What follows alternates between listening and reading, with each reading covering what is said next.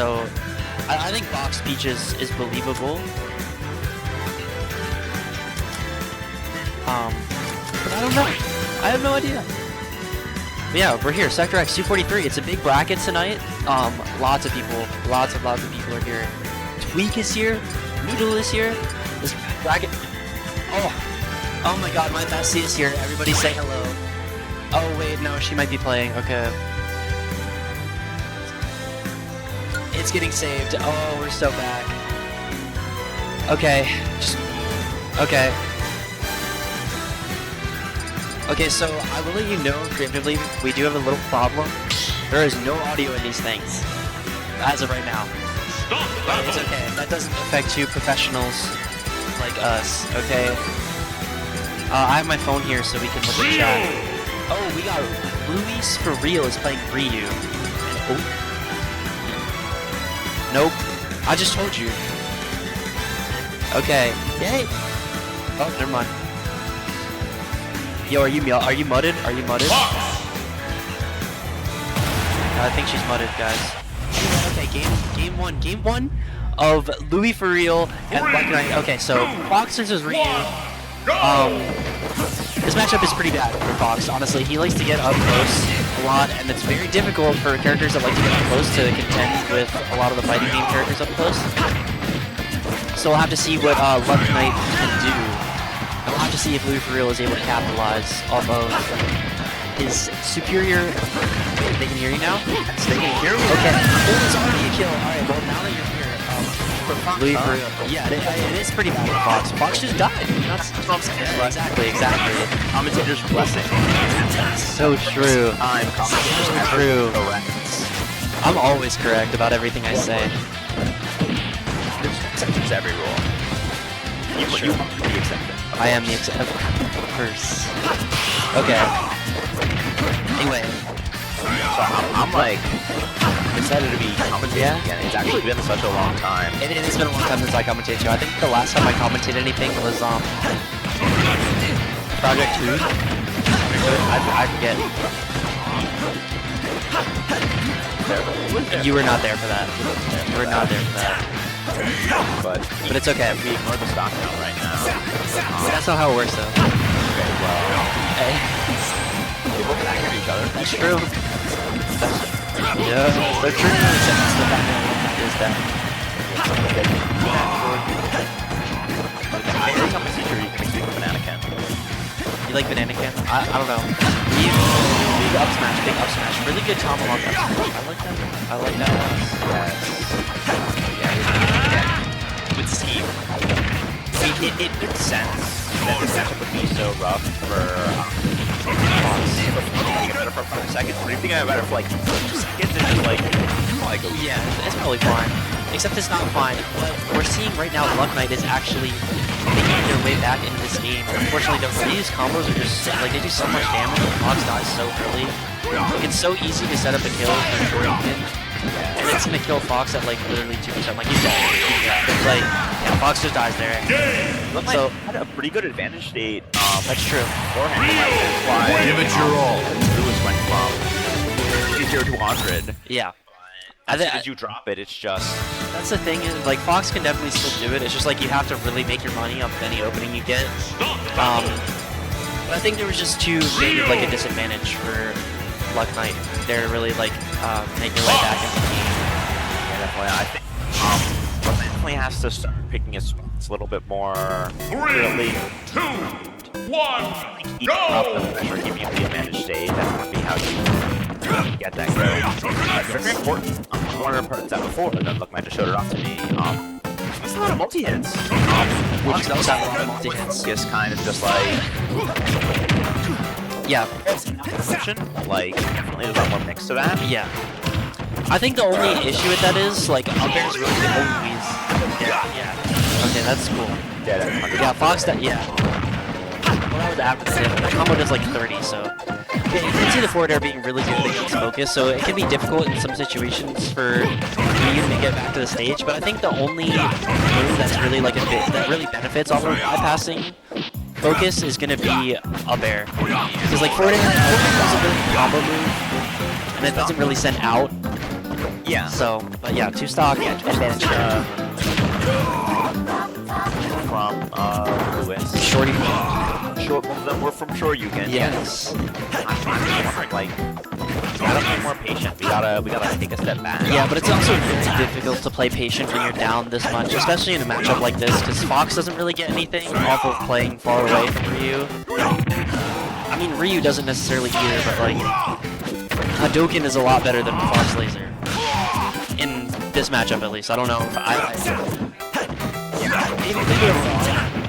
have to think about it for more than 2 seconds. But I've never really thought. That's true. Look, I've never really thought about if Fox Laser is better than Hadouken. I mean, I just feel like they do 2 different things. Yeah. And I think in this situation where Fox kind of has to play a little more patience, I think Hadouken is more in that regard. Yeah. Forcing. Great goal though for Bloodline. That's solid. I like the vision. I like the vision. Going on over there. Yeah. Too much of them. I'm sorry. With it. Sorry for your loss. It's okay. They're dead. Shoryuken. That's true. I wasn't sure you can that time. Always talk about it. Just No, there was a backer earlier, I think. man. Maybe. I don't know. Probably. Ryu backer is pretty strong. Yeah. That is a very quick Yeah, goal quick from Lewis. 2-0 Great for job. Movie for real. Quick job from Lewis. I'm gonna see looking at it a little bit further because that's a fellow box player, you know. That's true. That's true. Box players do have to stick together. Yes, I love That's a seeing box fox right there. I love seeing my fellow box enjoyers, my fellow connoisseurs succeed. All right, don't say it like that. Let's, I want to start commentating this. guys, I promise. By the way, I'm not anti-box. I don't care. But I think being anti-box is funny. It's just ridiculous. Who cares at the end of the day, you know? Exactly. Like I think there are definitely benefits to box, but also benefits to the GameCube control. I think you get a lot more accuracy, kinda, with having that joystick. I love PS2. Yeah, if it's the Game & Watch like I'm expecting, and AA Battery is probably gonna go Wolf. I forget who else they said they were playing. But, yeah, the Wolf. Here we go. Look at that. I got my prediction correct. Okay. Yeah, PS2 neutral stage doesn't really favor either one of these guys too much. I think having more room than a small battlefield, even if it's just a little bit, is really good for Wolf here. Because Game & Watch it has massive disjoints that like you can't really contest. It's very difficult. That's Wolf, not to say that he can't do it. But it can be very difficult to contest Game & Watch on a lot of things, but having more space to play around it can be very helpful. So yeah, we'll see here. Combo's getting started fair up till very classic combo with fair bear. So just a lot of like simple strings for a AA Battery. That's gonna be where you really have to make your money. Game & Watch is a very light character, and he can be very susceptible to a lot of Wolf's combos. And that's really the reason that Wolf can kind of hang with Mr. Game & Watch. It's very difficult to play neutral in this matchup as Wolf, but having that advantage of your combos being so strong and being pretty easy, all things considered, and being able to kill really early is very important. So we'll have to see what AA Battery can do. Looking good so far, but right now, caught in this lead trap situation, yeah, there it is, the up smash. Game & Watch has some of the most oppressive ledge trapping in the entire game, so it's not any easier to deal with it than, you know, any other character. So smash though. That was odd. I don't think Rainbow intended to land on the stage there. Excuse me. Here we go, the down throw. Yeah, we're gonna be seeing the Mr. Game & Watch tags. Really good nair though from Rainbow. I like that. Noticing that AA Battery was actually using the reflector to get down earlier and kind of playing around that with that gigantic nair. The fishbowl is very large. So here we go. Yeah, AA Battery. Guys, I have just been informed there is a banger on stream next. I am very excited for that. I hope I don't want to get spoiled, so I'm waiting for that to be called, but okay, I'm not looking at the screen. Another thing that Game & Watch has over Wolf in this matchup is just superior frame data in basically everything. I'm not entirely sure about the safety of Game & Watch's moves, but they're very difficult for Wolf to punish since he doesn't have the best out of shield.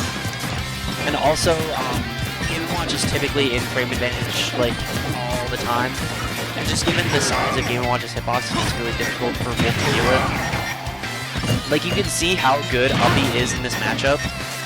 It's just, like, it's so strong. It's really difficult for Wolf to get in close. You have to really be very good at picking your spots. There's only, like, a few frames of openings you have whenever Game & Watch does anything. I think this is dead, yeah. That's a... Oh, no, actually, barely living there. Good DI from AA battery, but one down smash away from grabbing this game. But still, it's not out of the question. It is kill percent against Mr. Game & Watch, but that's going to be it. Yeah, the down smash, there's no way you make it bad, yeah. So that's it. Game number 1 going to Rainbow there. We'll have to see if AA battery switches it up. I know they were talking about another character they were playing. I can't remember who, to be completely honest, but yeah. I think Wolf again, I think it's pretty difficult for Wolf and Game & Watch, but that doesn't mean it's bad for Wolf. I just think you have to be very, very particular about the spots that you're going in, which is what...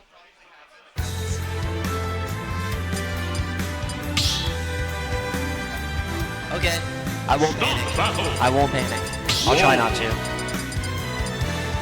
we're seeing the same matchup. I didn't see what stage they went to as I was communicating with the tournament organizer. Okay, small battlefield here. This is honestly the stage I prefer for this matchup, although I just like it for Wolf in general.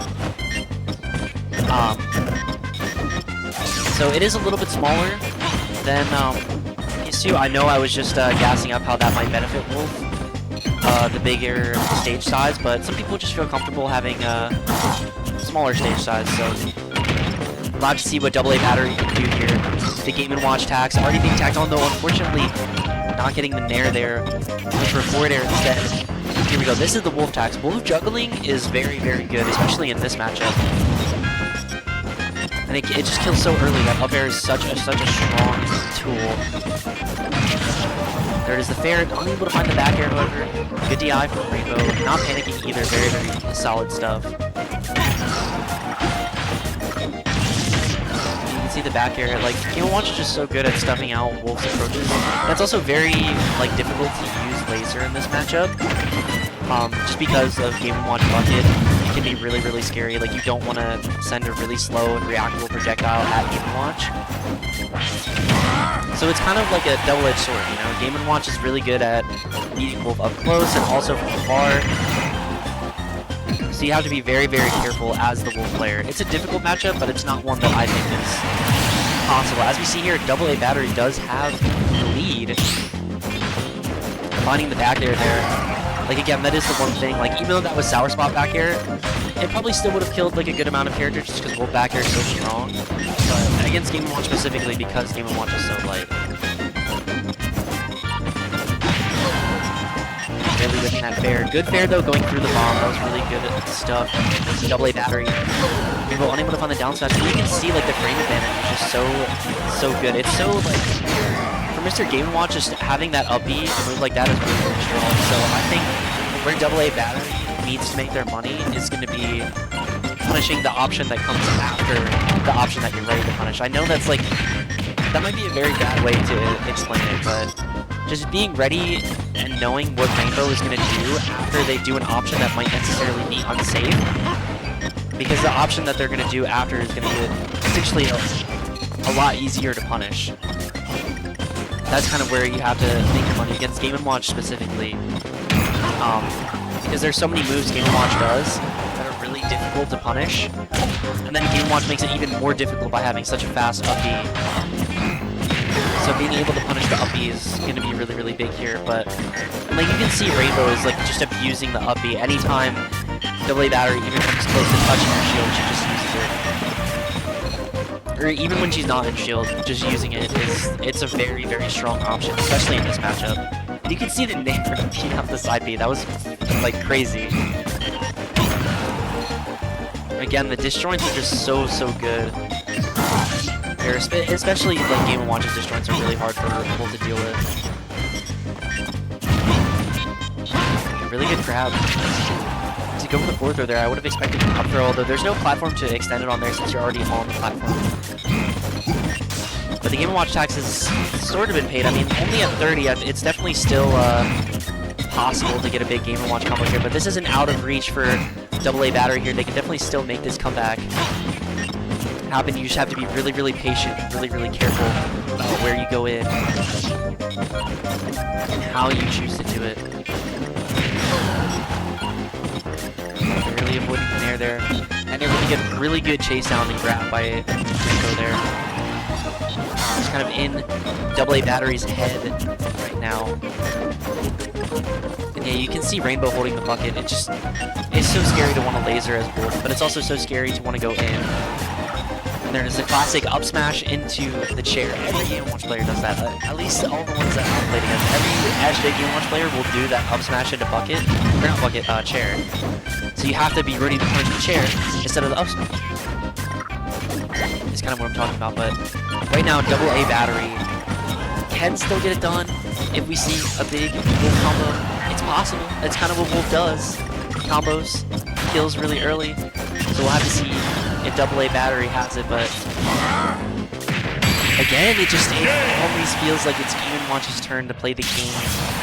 Rainbow exposing that, going to be taking a 2-0 over AA Battery, but a good set nonetheless. Good stuff from both of them, and now, apparently, supposedly, we have a banger coming up, so I'll have to see who it is. I can't look at the TV that has the bracket on it because I can't get spoiled. Alright guys, we're so back. I was gassing you up the whole time, by the way. I know I said I would cheer against you, but I had to. Dude, let's go. I know, big win, big win. Yes. Congratulations. Thank you, thank you. Do you want to do like a little interview or? If you want. Alright, well, how are you feeling after that win? I'm feeling good, I'm feeling good. You're feeling good? My mechanics were a little bit off. There were a couple of fast falls I missed, but overall I played really solid, I think, aside from mashing up the shield at the beginning of game 2. No, mashing up the shield is what you're supposed to do. Yeah, but I like being a little bit more thoughtful with it. I know, thoughtful Game & Watch. You're playing Game & Watch. That's an oxymoron there. There's no such thing. But how are you feeling heading into your next set? Do you know who you have to play? I can just look at the TV. I'm not sure who they play, but I know they're good. Parkinja? They play Yoshi. Yoshi? That's a Yoshi. I'm doomed. I'm gonna do my best anyway. Potentially. Last time I played a Yoshi over a year ago. So I see. That's a good mentality to have, though. I appreciate the fact that you have a desire to do your best. Yeah, I think that's important. I always want to do my best, realistically. Exactly. Who doesn't? Who doesn't? Exactly. Sorry. Let's go! Oh, there's parental controls on this thing? What? This is just. This is this is the one I made Switch. She's got parental controls on their Switch. Alright, let's just hope the tournament doesn't go past 9 PM because that's bedtime. Yeah. Wait, I'm kind of sleepy. Oh, I'm getting kind of sleepy. I didn't take a nap earlier today, you know. You what? Oh. It might be close. Okay. Well, you better tell them that, like, yo, I'm going crazy in bracket right now. I just 2-0'd my round 1. Yeah, I might be like...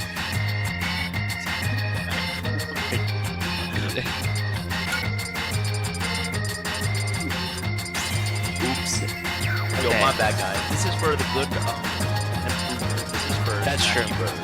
Look, what's more important? Going to dinner with your friends or playing Smash Bros? This is different, so I'd rather play Smash Bros. Exactly. Vince is so cool, but he's gonna be fighting Kirby. I don't know how to feel because on one hand, it's like, I guess we'll have to see who he goes. Oh, I can go. I thought one Kirby. There she goes. But I'm gonna go play now. Okay, you're gonna go play Yoshi. Good luck. Yes, thank you. I'll hold it down over here. I don't think Vince is on the setup, so I got time to think about what I have to say here. I believe you. Okay. Alright, so Rainbow is no longer with us. It's very unfortunate. Let's all have a moment of silence. And the moment of silence is over. Alright, let's get into the set. It hasn't started yet. Vince is still putting in his tag. But, he's probably going Roy, if I had to guess. Oh my god, smiley face. That's so cute. Vince, very, very joyful person. Always positive. I guess. I don't know. I've only really seen him play the game. But he's pretty good. He's got a pretty cool Roy. He can do some cool stuff, but... Roy versus Kirby? You've never seen a matchup like this. I don't know. It can't be that good for Roy. It might be. I don't know. I'll be honest. I can't say much about Roy Kirby. Kirby's just such like a weird character. There's some characters that are really bad at hitting him that lose to him, or like don't do well into him. I don't know if Roy is one of those characters or not, but I mean, I guess we'll probably find out. Roy loses this matchup. That's what I thought. I didn't want to like say it because I didn't want to feed misinformation to the masses, but I would say like it's probably not good for Roy because like Kirby is very difficult to hit. Like again, I play Wolf. Wolf and Roy, they can like approach very similarly.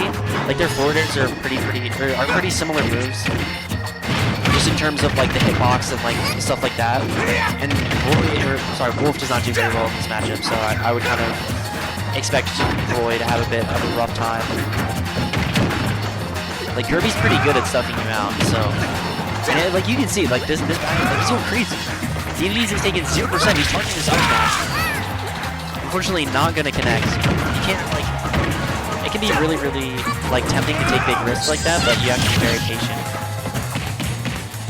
You can see an up throw here. Good back throw though from DDDs. I like what I'm seeing so far. Doing such a good job. I'm amazed that didn't kill. That's actually crazy that didn't kill. Even though it was Sour Spot. Fair is really strong. We're probably going to see a back air kill here. Kirby doesn't really have... forward, I think. Yeah, forward air kills. Forward air is a strong kill move. Multi hit too, which makes it better in some ways, worse in others. But it pays off there, actually. So, DD is taking the first stock of the set. I was told this is a banger. It's been a banger so far. DDD's is going crazy right now. They're trying to hit Vince with the suck strat. He's trying to suck him off the stage. Really good back air in the mix though. That was incredible. Everything about that was perfect. Spacing, perfect. Timing, perfect. Move selection, perfect. Great job. Vince going to be cleaning it up. His 2 stocks he's here. Although DDD is striking first, being the first hit of the second stock here. And we're seeing this combo come in now. 50% already. Landing with a third air, I feel like landing with an air might actually be a better option there. I'm not entirely sure, but DDD is the Kirby player, not me, so. But I feel like landing with an air there just a bit safer of a hitbox.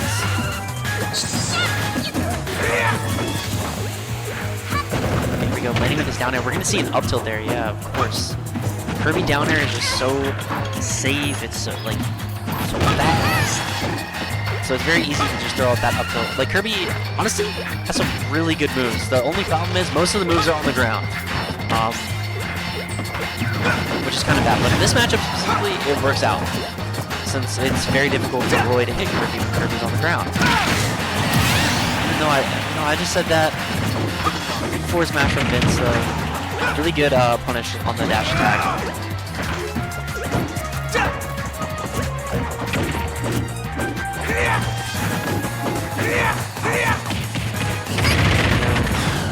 Down throw there. Surprised no up throw, but I guess trying to set up for this like ledge trapper, trying to keep Vince in the corner, but Vince doing a good job of getting back to center without much worry. Although he is at kill percent, I don't know. Yeah, Fair won't exactly kill. Fair will probably kill here, but definitely not in the middle. Vince doing so good of a job of making it back to center. It's really hard for DDDs to get any sort of pressure going in the corner. Now, which Kirby likes to make a lot of money in the corner. Vince is starting to catch on to a lot of these timings here. You can see the parry on the forward air. And the jab into back air. Yeah, not going to kill just yet, but will kill very, very soon. Bull is very good at killing. Sometimes. Good tech from DDDs. Swings down to the jab. throw is going to be hogging him down. I just jab back here. I don't think it's true at this point. Maybe a jab up air depending on DI. I'm not entirely sure. Vince with his down throw. Up throw probably wouldn't have killed there, so definitely the right call. Here we're going to probably see. Ooh, up. Yeah, that does it. Okay. I was expecting a forward throw. I'm not entirely sure what percent Roy up throw kills, but I guess it kills at 160, whatever percent that was. I can't remember. High, very high. So Vin's gonna be taking game 1 there, but a strong start from DDDs, and honestly, wasn't doing that bad. They were doing a really good job of getting their combos, especially at those early percents. Cracking up like 50 on a combo is pretty good. So, what? A Vince one.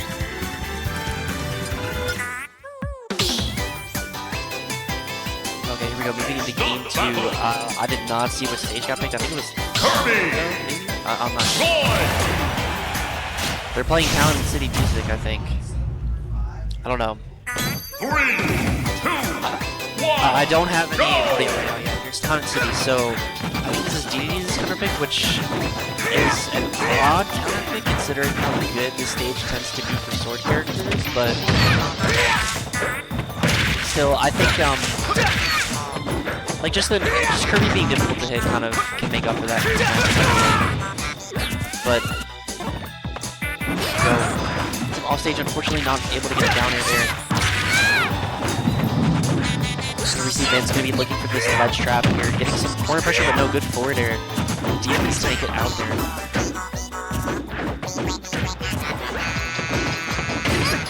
That was a really good tomahawk attempt from Vince, but Kirby Ethel, very, honestly, big win. Crazy opinion, but it's a big win. Good up air out of shield from Vince. We'll see if he can hit this on the up B. No up B actually. I was gonna say if he can get the back air on the up B again, it'll definitely kill at this percent. Ooh, really missing that timing, but the neutral B still not gonna kill, and you can see him going out there. Really good edge guard from Vince, or edge guard attempt, I guess. He didn't really get the full edge guard, but there, that neutral B still not killing. BB's holding on at 151%. As Kirby, but they're dying to that up tilt there. Good stuff with Vince. That's definitely a trade he'll take. Getting the kill for an extra, I think that was like 9%. That's not something that Vince won't be willing to do. Especially considering how he's been living relatively late. I think he's been averaging like living to like 120, 130-ish per stock. Like, DDD's hasn't really found an early kill, which is not something Kirby really does a lot, but not able to get the forward air there. Very unfortunate. Yeah, you can see Vince here living to like 140-ish, so definitely a very worth it trade, but I think like forward air is probably going to kill now. Up throw here, he's going to kill without the platform. No, good DI from Vince. Yeah, we're going to see a dash attack get the kill there. So really good stuff from DD. He's holding his own right now in this game too. Oh, Vince though, that does get the kill, so DD is now down to potentially his winner stock here against Vince. Vince with a big combo so far. Oh my gosh! Yo, that was a jump scare. That was a jump scare.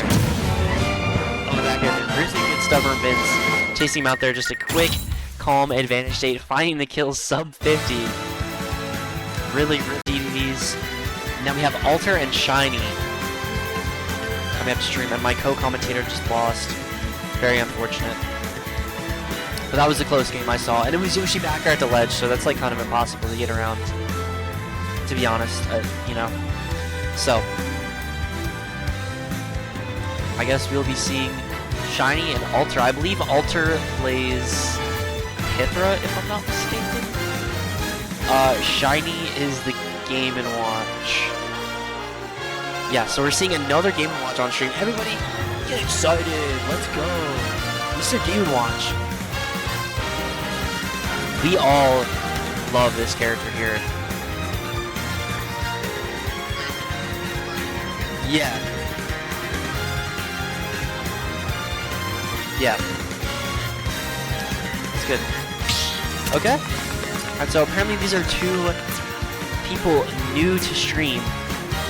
Yeah, losers round 1 on stream, so this is gonna be really cool. I believe Shiny is one of the people that actually was here at the Smash camp here at Sector X. Which is honestly really cool to see. The Smash camp has like produced some like really fun players to watch. Like every time I think about Noodl Jr., that's my hero right there. So we'll have to see what Shiny can do. An Alter, up and coming Aegis player. We'll have to see what they can do. I think this will be an interesting set. This will definitely be an interesting set. Also, I love that I'm using my phone for Twitch chat right now because there's no tablet at the current moment. Yo! What's up, bestie? Anyway, my thought just got completely cut off, but I love that Twitch censors loser in chat. I love that Twitch censors loser in chat if you don't like turn off the auto censor setting. It's really funny. I know. Oh. Okay. How's your set? I got 3 stocks, game 1. I saw that. Game 2 is very close. I saw. That's it, last stock. It was last hit. They were at like 70, right? Yeah, that's last hit. That's last hit. Yo, it's Game & Watch. It's game. All right, yo, get this box player off my couch. I'm kidding. We love you. Okay. What do you think of this matchup, though? You're a resident Game & Watch professional. There's a Game & Watch on stream. Game & Watch into Pithra. Oh, it's terrible. That's just the complete opposite of the truth. By the way, don't let this individual feed you lies. Like genuinely, this is really difficult. In theory, you can just like shield that attack, but like in practice, you're not gonna do that. Like you want to be able to react a lot of the time. I mean, I also play a very passive Game & Watch. Yes. You want to be able to react a lot of the time. It's very difficult to react to Mithra, and then with Pyra, it's just like, I really don't like being on ledge versus her. I mean, who does? Who does? Nobody. Not a single But also, what is it? The sword is just like the size of the ducky. Like, that's true. It's honestly bigger than that. Again, Game & Watch really wants to be able to play just outside of the range where you can get, like just outside of your range. And she'd be like, ooh, I'm annoying, and then run in, you do an aerial, I shield layup. Yeah. That's like Level impossible. Yeah. It's just a lot more difficult when the sword is that size. Well, it's I mean, Mithra's sword isn't that quite that size. That big, but also like you have to accept taking 50. Yes. Like you just have to accept taking 50 as Game & Watch. Yeah. And that's fine. And then you have to play the Pyra game, which is just it's difficult. It's not impossible. No, this game is impossible. I think. That's not true. Oh, okay. But it's difficult. I think me personally, you know, like there are people out there that play Wolf in this team. Saying. No bias or anything. No bias. No, of course not. Okay, we're getting started. Game & Watch versus Pithra. This is a banger. This is a hot set. I'm excited for this one. I am too. Okay, getting into it. Small battlefield. The starting stage. So let's see it. Alter, I believe, lost to TJ13, and I think Shiny lost to Crazy Ball. Yes. The Red Game & Watch, by the way. Red Game & Watch. I love Red Game & Watch. Red Game & Watch is pretty cool. Oh, unfortunately fell out of the combination though. That's very unfortunate. I mean, it's a combination. It is. Like, combo is short for combination, chat. In case you didn't know. I'm just using slang. Just using slang.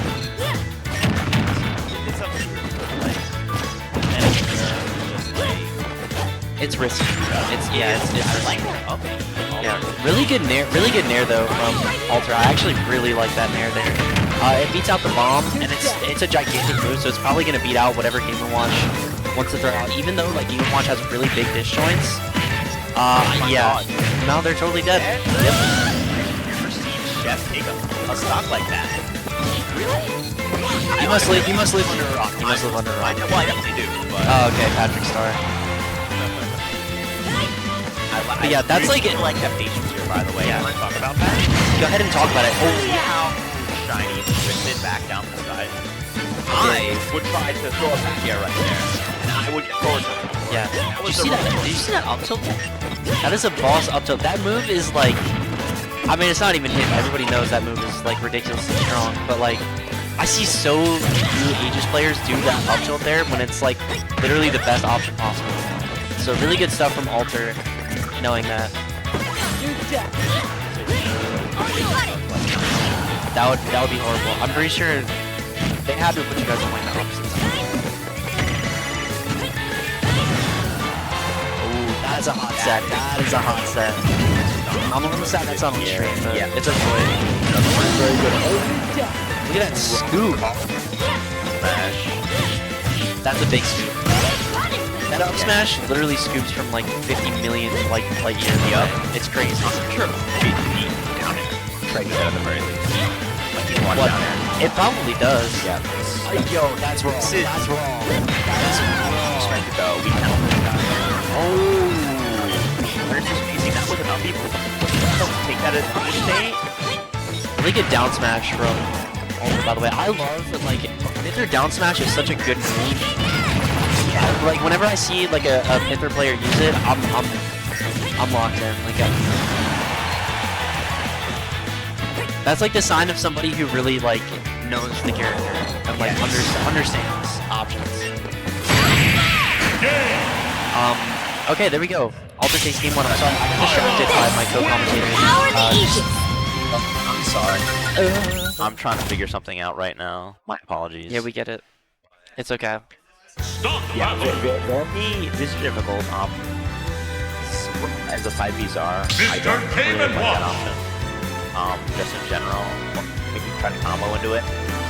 Just like, Well, it did. I think that was was fine. fine. Yeah, exactly.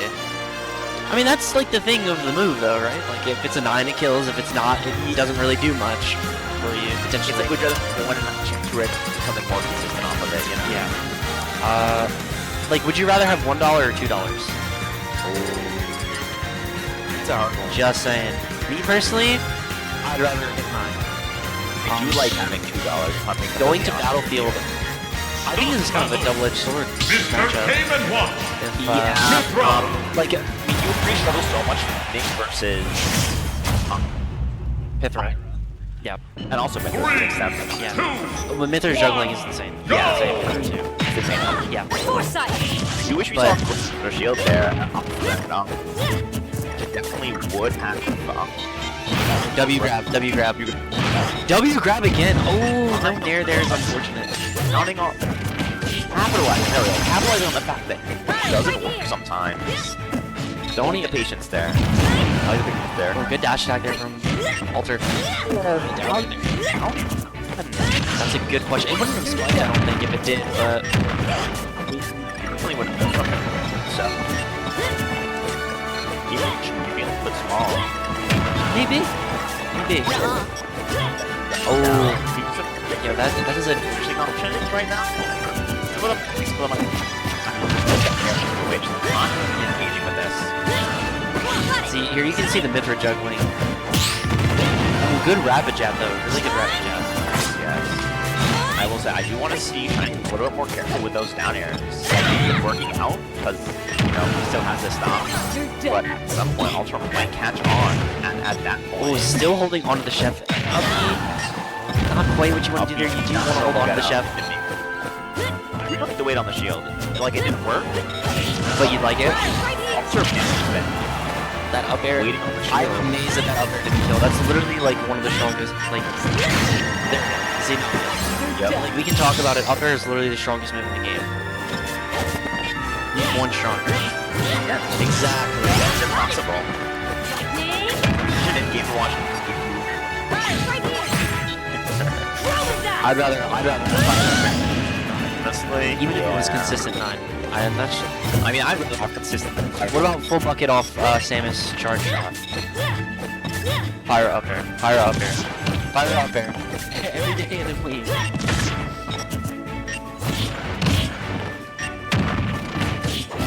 Listen, there we go. They're working. The downers are working. Oh, enforcement. Yeah. Look, maybe Shiny is the game watch expert. Yep, it does. The downer, that downer did not work. That downer did not work.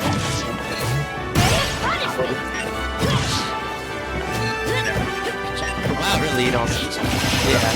No, you're right about it. Yeah. No, you're right. I mean, we're not surprised. I mean, that up smash is crazy. That was an interesting chef. That was probably a missplit though, if I had to guess. They're probably trying to. It was supposed to be like an up B or something. Going for these side Bs when you're down. Just throwing. Honestly, I don't know if throwing outside B is like the best option, but if you know it's gonna hit and you're trying to make your way back into the game, like it's a really good tool for doing that. But the dash attack is gonna kill. Yeah, easy. You want to say something? Power the Aegis. It is very scary. You scare your opponent, you can force them into choosing an incorrect option. Yeah. I wouldn't recommend doing it often.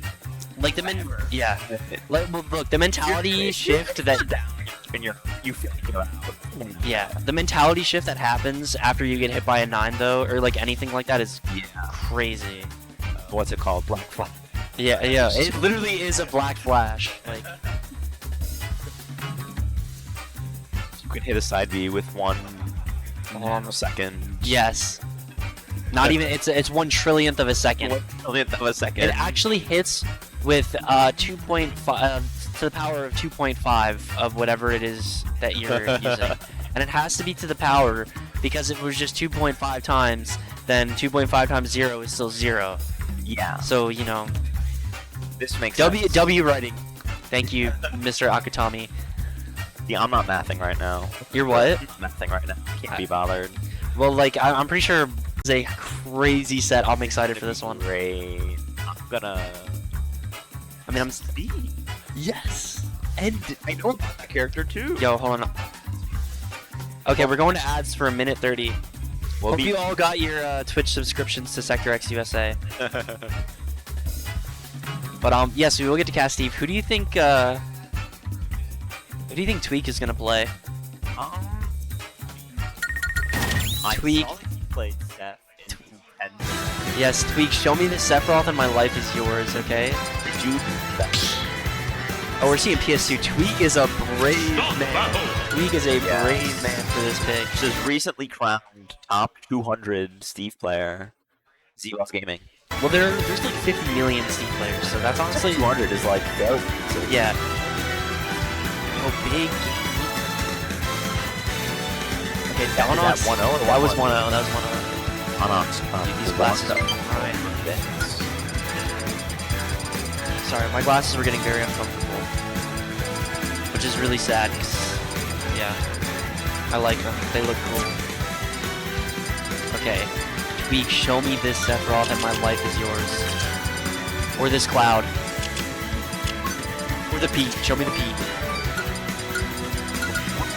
See some. I think it's. Sephiroth. Oh my god!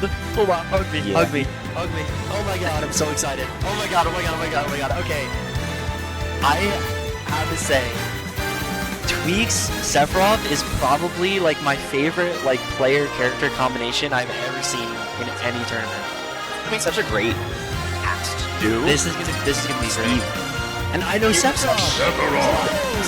It's crazy. I was a Sephiroth expert, but I dropped him because he kind of sucks. I mean, he's terrible. With Zombie It's not. I mean, it's playable. to play very strange. Yes. When you're using the Steve game plan, it's like a little. Yeah. I mean, I will say I do have my opinions on Steve, but I think this is definitely one. Like, Sephiroth is a character that has like a much higher chance than almost every other character at beating Steve. Yes. In most contexts, I think though, like Tweek is obviously like the heavy favorite to win here, and I don't want to kind of beat around the bush. Like, Tweek is a top player. Z-Boss Gaming. 200. Top 200, but not like top whatever Tweek is in the world right now. Yeah. I'll be honest, I haven't paid attention to I like don't know BGR. either. But really slow game, by the way. Can we talk about that? Wow, you wouldn't believe that Sephiroth is a slow character. But you can see the way Tweek is playing here. Like, you just have to be so patient, kind of play out of Steve's range. Yeah. And just like you just have to poke, you have to do everything like forward air, back air. Like really good tools for breaking walls, but you do still have to be really careful because Steve S smash is so big. Really? So,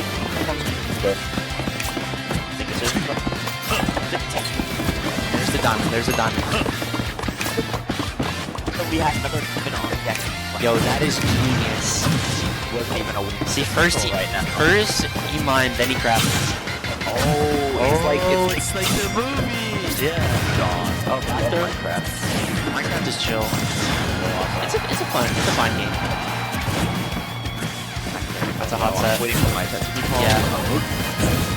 Okay. Also for Tweek, I'm not like. I mean, though that's unfortunate. Unfortunate lag on the up smash with. That's something like. Z-Boss Gaming, my guy.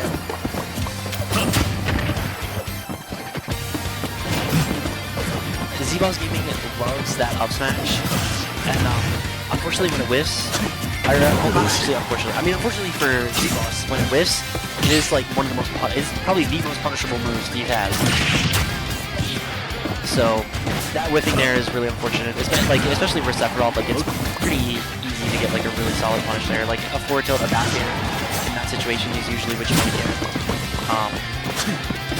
Yeah, I was gonna say, I think using neutral B to break the blocks is really interesting. It's very slow. It gives Steve a lot of time to mine. Which is like, which is why I don't really like it. It does though prevent Steve from mining anywhere close to the wall, just because, especially if it's level 2, the explosion will hit you, and it's gonna do a lot of damage probably. I hope so anyway. I don't know. I mean, Sephiroth's not a very good character, so. But I think it's definitely better for Sephiroth just to use forward air and back air to break the blocks there. Good up smash though. That is a good up smash. That's good up smash. Out of shield, really, really solid. I mean, it was solid. That's the moment you want to use it. Like, yeah, I don't think Tweek is really going to be like getting anything while we're using neutral B here. Like, it's a fine move, and it's. I personally find that move should kind of be reserved for like ledge trapping, because it's not very good in a lot of other contexts, and this is one of those contexts where like it doesn't really pay off as much as another option would, even though that other option is very, very risky in some situations at least. Like, there are ways where you can do like forward tilt there on the blocks to make it mostly riskless, but still, like, with every W counter, yes. See, that's why Steve beats Sephiroth, or Sephiroth beats Steve, because Sephiroth can just counter everything. Yes. And what does Steve do? Oh, no combo? That was literally prime time kill. No, definitely. I love how we're talking about killing, he takes out like 20. I mean, it's Steve. Yeah. That's kind of what he does. He kills you very, very early. You want to get behind the wall, yeah, but only iron though is really not like great. Weird because on one hand it's like, oh, I'm using all of my iron that I can use for other moves. Yeah, but also the wall is also the never wall break. is The walls don't ever break. a lot more durable. Yeah. Really good back there though. Tweek's up usage, I have to say, has been very, very good. I think it's a very underexplored option for Sephiroth. It's like really, really solid for movement, and honestly, it can be really, really good in advantage and even disadvantage. I think it's a really good option to get out of the corner. It was one of my favorite moves when I played Sephiroth. I think Tweek's been using it very well, but really good punish. Why? Oh. Okay, no. Okay, my co-commentator will be finishing here, which is good, thankfully. Not that I. 90, like I think the way for 90. Yeah. Yeah, well, Sephiroth does have wing here. He does a lot of damage. when he has Wing. Did you? I didn't know that. I know, it's crazy. He no becomes a idea. real character when he has Wing. We have no match. Yeah, no materials here, so you're gonna have to get very. This is that's a really bad idea for Easy Boss. Yeah, something you just got to throw out that F match there. Tweek did also bait that off. Like you saw him run up, like he was gonna get hit, and then perfectly jump away and space that back air. So that was definitely like, you know, Tweek was looking to get that. Yes. Okay. So play now. Okay, my co-commentator is going to play set. It's okay. Good luck. You're playing the Aegis we just watched, so it's okay. Like, it's okay. It's okay. I think I can handle this by myself. Although I might just like yab about Sephiroth the whole time. I love that guy. Stop the battle. Even if he's Sephiroth. not very good, and I love watching Tweek play him. So I'm trying my best not to bias. Yeah, we'll have to see what adjustments Z-Boss can make. Honestly, though, not too bad of a performance. That first game, I think there's just a few things that need to be cleaned up here and there. And like, Tweek is definitely doing. Yeah, you're not dead for sure. But Tweek is definitely doing options that are like exposable and Z-Boss can take advantage of. He just wasn't doing it the first game. So I think if he can do that this game, though, we're gonna see a much different game. Like it's gonna be either a lot closer, or even Z-Boss can take a game. Like being able to win that wasn't out of the question. If Z-Boss was able to make different decisions in some parts of that game, like there's a lot of opportunity for Steve to get a really, really solid combo on Sephiroth, and Z-Boss just kind of missed some of those opportunities. And like here, this is. Oh yeah, really good idea though. Like you have to be so careful against Octoslash as Steve. So, but that was a really, really smart idea, because even if you take that trade, that's a trade that's worth taking, because you're killing Sephiroth at 37, which is really good. It means he doesn't get wing for that whole stock, because he's not gonna Tweek is not gonna be getting wing for another 40%. And Steve has a billion ways to kill from this point. So. Yeah, you can see this. Up air is another very, very solid tool in this matchup. It's a really weird move because it's gigantic. Only the sweet spot is really that like good. And it's very, very laggy. Like you have to be super duper particular about how you choose. Oh, really good S smash though. Z-Boss, he's gonna be taking the first stock again. Those are kind of the situations I'm talking about, right? Where Z-Boss has the ability to kind of get some sort of advantage, and he took it right there. And that's kind of what he was missing that game one, I feel like. We'll have to see though. There haven't been really that many big combos he's been able to get, which I feel like is like a big problem, because that's where Steve really makes his money. And it's not difficult to combo Sephiroth. It's pretty easy for Steve to get a good hit on him. Because like, even though we were talking about how Sephiroth has like some of the best tools to really deal with what Steve has out of any character in the game, it still can be very, very difficult. Like you still have to be really precise with how you use your moves, which is just kind of one of the draws of Sephiroth, is like you have to be very precise with like your options and your spacing at all times against all characters, but especially against Steve. And it's a lot scarier against Steve, because if you mess up once, Steve can just kind of blow you up. Like right there, that was a perfect opportunity for Z-Boss to get like a jab train started. Unfortunately though, barely missing that jump up air, which would have definitely led to a huge combo. Maybe even a kill potentially, if he was able to get something started here. Like you can see, he's able to extend these combos so well, netting 50% off that. And you know, like sometimes I can't tell if Sephiroth really sucks or is the player base trying enough. It's probably a bit of both. Sephiroth is just a very difficult character to play at top level, just because you have to be so precise.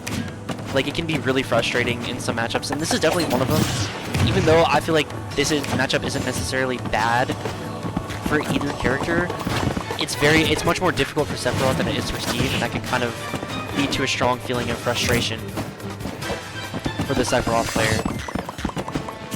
Like, you have to be so precise. Even though, like, Sephiroth does have the tools, you still have to be, like, on point with how you use those tools to actually be able to win. Like, you can see, Tweek mispaces, like, one more option. He'll probably die before he gets wing here. But, I'm not going to be going for this edge guard here. Ooh, really good recovery from Z-Boss. Unfortunately, getting caught by the Nair. No back here. I really like that from Z-Boss. Whiffing the down tilt here. You can see Young's Iron. Really good down air from Tweek. Not going to be missing that timing. Great stuff. Tweek going to be taking it 2-0, but still a really close set. All things considered, I think that was definitely an impressive showing from Z-Boss. Do I think Sephiroth is better to main or Corrin? Definitely Corrin. Corrin's a lot more consistent, and I think Corrin just has better buttons in most situations. But with Corrin, there's a lot less lag on your moves. A lot of your moves are like, you're sacrificing like a slight amount of range. Like you're sacrificing a slight amount of range for significantly better frame data and safety. And also, Sephiroth can struggle to kill in a lot of situations. Like, we didn't really see it in that set, but if you get to like a really high percent against Sephiroth and he doesn't have wing, he's basically forced to land a sweet spot, which can be really difficult, and his sour spots don't kill until like 180%. And Corrin doesn't have that problem. I think Corrin just being a more consistent character, having like a better spread overall against most of the cast. Like Corrin's definitely just a better character overall, I would say. Anyway, that's my opinion. I'm not a professional, but I did play Sephiroth for a while. Either might be the best call. Look, if you're looking for a really good character to me, the character that Sephiroth was going against is probably the right call. But... Oh yeah, your grape soda. Okay.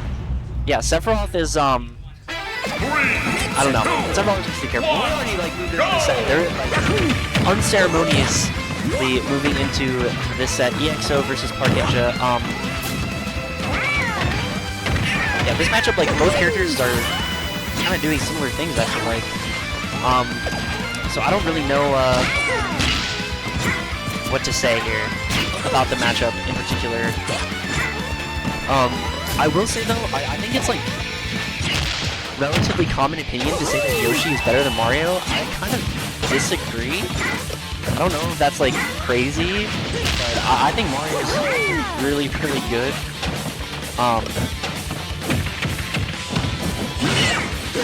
Yeah. I don't know, we'll have to see. Flood here not necessarily doing anything. You can see Parkinja like still, even though like Yoshi does have really like gigantic hitboxes that can be difficult for Mario to contest, like EXO is getting yeah, like they're definitely around the same spot on the tier list.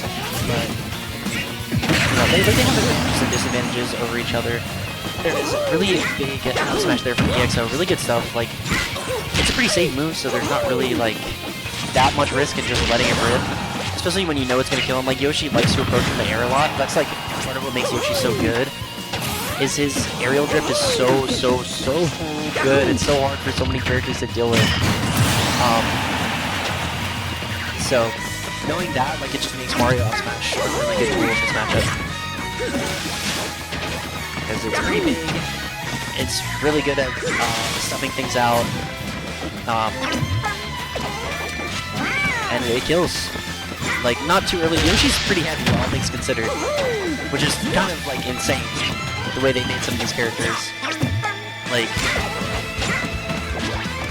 Yoshi being as heavy as he is kind of weird, considering how much damage he just kind of does at all times. Like, it's so easy for him to get, like, a gigantic combo. Like, you can see that he just did, like, 40. Like, Yoshi Teller just 30%. It's so good. Like, you can see Mario, like, has combos that do the same thing as well. So, it's not really like it's unfair.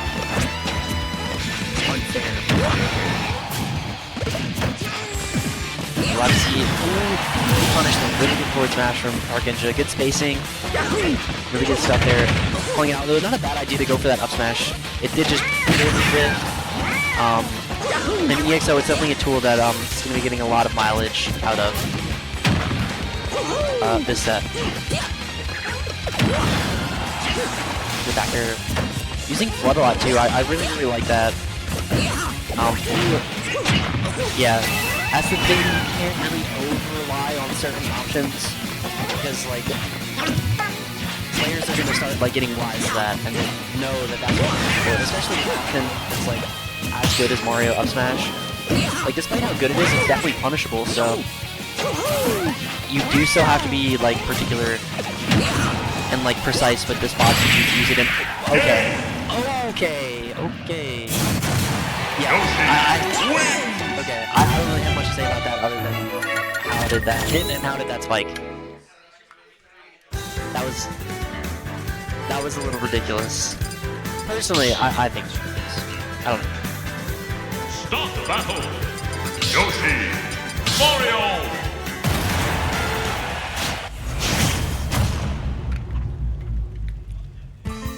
Anyway, we're moving into game 2 on Smashville. Very good stage for Mario, but also like Yoshi and Mario are very similar, so I feel like neither one really gets like a stage advantage here unless you let Mario take you to like Battlefield. But that was like almost definitely a ban, but it's like an auto ban against Mario for like basically every character. So I think Smashville is probably the next best pick, but it's on a stage that Yoshi doesn't want to be on, is the thing.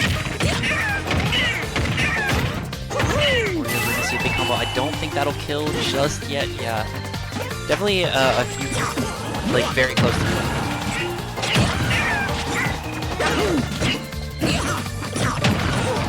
Good near out of shield. Markinja. This is best of 3, right? Best of 5 on top 8. Okay. You'll have to see. Ooh, good patience from Markinja, but really good avoidance by EXO there though. Really good air dodge using his mobility. I would say Yoshi is scarier to fight in bracket probably. He has way more explosive potential than Mario. Whatever region's got Yoshi too. Yoshi is like one of the most common characters. These guys are really common. And it makes sense, like they're pretty, like their game plan is pretty simple. They're very like streamlined characters and they're both very good.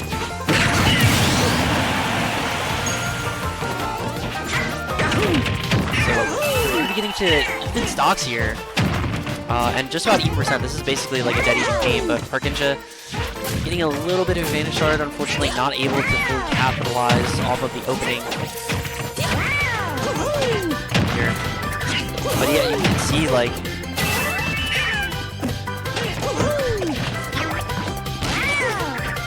Markinja's doing a really good job of stuffing out EXO. Like both these characters can kind of do it. I feel like Yoshi is a little bit better at it, just given like some of his tools compared to Mario. So Mario trying to get in can be a little bit difficult, but the same can be said for Yoshi. Like we saw last game, EXO is capitalizing off of Markinja trying to get in and finding kills in some of those scenarios. But Markinja just doing a little bit of a better job doing it so far this set. Really good grab here. Unable to get the edge guard there. Unfortunate. Trying to get the forward air. Again though, just keeping EXO off the stage, keeping him in the corner. Definitely something Yoshi's also really good at is pressure in the corner. It can be very, very difficult to make it out of the corner. During just how like scary Yoshi is. Like we were talking about like Yoshi's explosive kill potential. Like that back air is so difficult to get out of the corner against. It's very, very scary. You see Markinja just kind of camping and shield there. Trying to get in there. Good here. Are we going to see an up smash? Ooh, okay, good up smash. I was expecting a down B, to be honest, but so really good stuff. Markinja is taking it a quick 2-0 over EXO. We're going to be moving on to top 8 on the winner's side. So really good stuff from Markinja. And we'll have to see who we get next. I don't know who it's going to be. It's a mystery, to be sure. We might be starting top 8, though. I think winners is locked at this point for top 8. I'm not entirely sure about losers, but that's yes, this will be a best of 5. So this is a little preview, by the way, of what you can see at SJ Summit this weekend, happening on Sunday. Bracket starts at 3 p.m. So make sure you tune into that. I believe it's going to be streamed on South Jersey Underground. And there's probably going to be a side stream as well. But yeah, these two, definitely two of the favorites to win that bracket. So it'll be interesting to see them face off. Because I think for SJ Summit, Tweek is definitely the clear favorite. But there are people that can get an upset over him, and Noodl is definitely one of those players. These two have played a few times before. And Noodl is, like, he's been very close a couple of those times to winning, even against Tweek's Diddy Kong. Although I think the last time he's played against Tweek's Diddy Kong in, like, a deep set in bracket was a few years ago, but still, it was really, really close. And I'm not sure who Tweek's going to go. I'll be honest, he was playing Sephiroth earlier, but that might have just been his counter pick against Steve, because those other characters don't do well at all. He is going Sephiroth. Oh. Okay. This will be a good one. This will be a good one. I get to watch more Tweek Sephiroth. Oh no, he didn't pick Sephiroth. Is he going Diddy Kong? Oh no, he's going Sephiroth. Okay. Donkey Kong. Okay. So, Tweek Sephiroth, Noodle DK. This matchup against Tweek as a Sephiroth professional, not really as good as some people might think. Like, DK's movement's really, really strong. He kills really early, his combos are really good. But also, Donkey Kong is just the bane of my existence. So, that might be part of it. Sephiroth definitely has tools to win though. Like, you can see Tweek getting this advantage. Started trying to find another side B. Genius. I, like... Yo, this... his brain is too big, I swear. Really get it down there. Good stuff from Tweek there. Gonna be taking the first stop. You can see Noodle, even though we got the parry, that Nair is just so safe on shield. It is, Sephiroth's cheater move right there is that Nair. That Nair is so good. Even though it is a little slow. Really rinsing and repeating the scenario, though, unfortunately unable to get it down. There it is, the down B. This matchup's annoying. Yeah, I do agree that it's annoying. I don't think it's that good for Sephiroth. At least like as good as it seems on paper. Like actually playing it, especially against like a Donkey Kong as good as Noodle, it's pretty like difficult. And it can be really scary. Like DK just kills so early and Sephiroth's so light, it's so like yeah. But as we're saying that though, Tweek with a very, very big advantage here. Like he's getting so a lot of mileage out of the side beat. Yeah, Tweek is the best. He's literally the best player. Like look at that. Perfect capitalization of the orb. That is like textbook Sephiroth. Like you can see him though, like he's actually using his PhD in calculus from Harvard University to be able to pull off that combo. But no, really, really good stuff there from Tweek. That was just a perfect combo. That's like textbook how you play with orbs right there when you're in like that level of advantage state. So really good stuff from Tweek to take game 1. He is honestly looking forward to take his 3-0. He has been so dominant. He got the sweet spot up tilt, like that's how you know Sephiroth is locked in. Okay, didn't even scoop into it or anything. Like that's just a simple like you're landing sweet spot up tilt. Like come on. Oh, he's dead though. That's unfortunate. Before Wing 2, which is really cool, he died at like 53 because he got grabbed.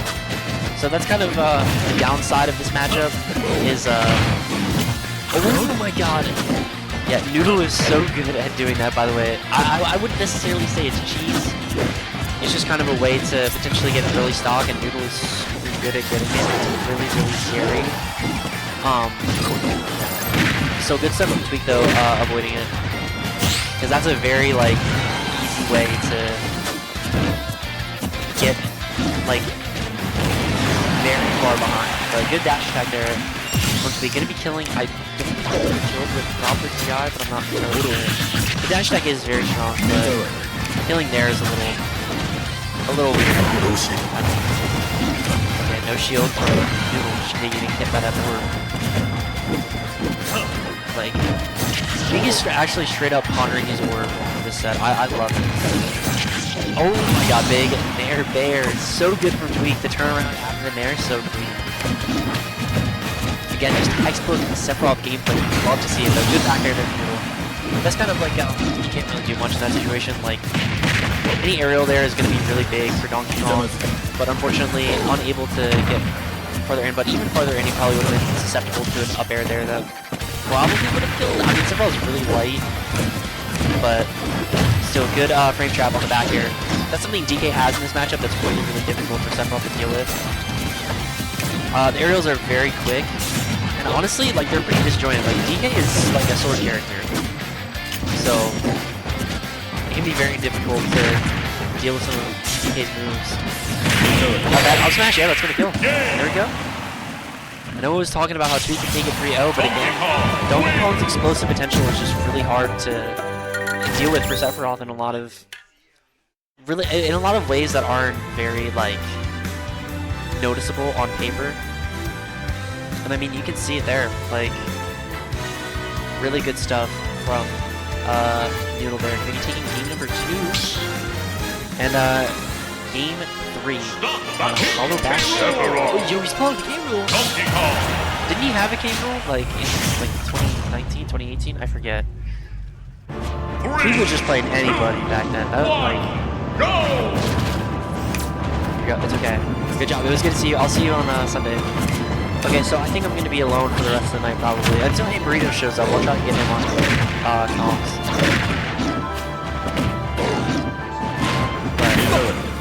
Oh yeah, big stock for Noodl there. Starting off this game 1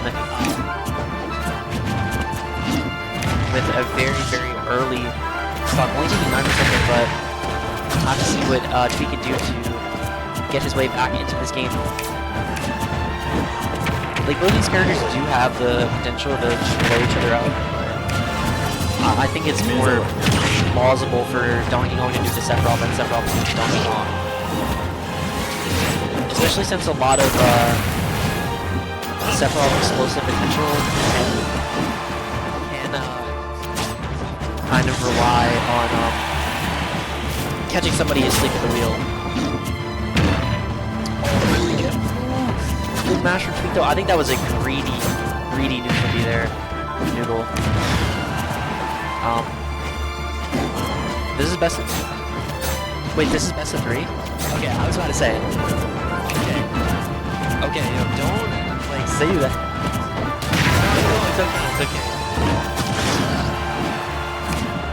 Got me like thinking this is best of 3, now this is best of 5. I literally said that. I don't even know why I'm tweaking. But good back here from Tweek. Still taking his way in the game here. He does have wings, so we'll have to see if he can capitalize on it. But still, like, you're at kill percent is so amazing right now. Not Ding Dong though, which is really important. But this forward throw here is just gonna kill. Actually, I thought that would have killed. I'm a little surprised it didn't, but Tweek, really good match. Yeah, the back air didn't though. Still not killing somehow. Tweek, that's unfortunate facing there, but Tweek must have like some like super secret DI macro in his controller to be able to live that. That was crazy. Still, almost a full stock lead for Noodl here. Let's see if Tweek can get this stock here, but Noodl finds his way back to center. This is the exact situation you don't want to be in if you're Tweek.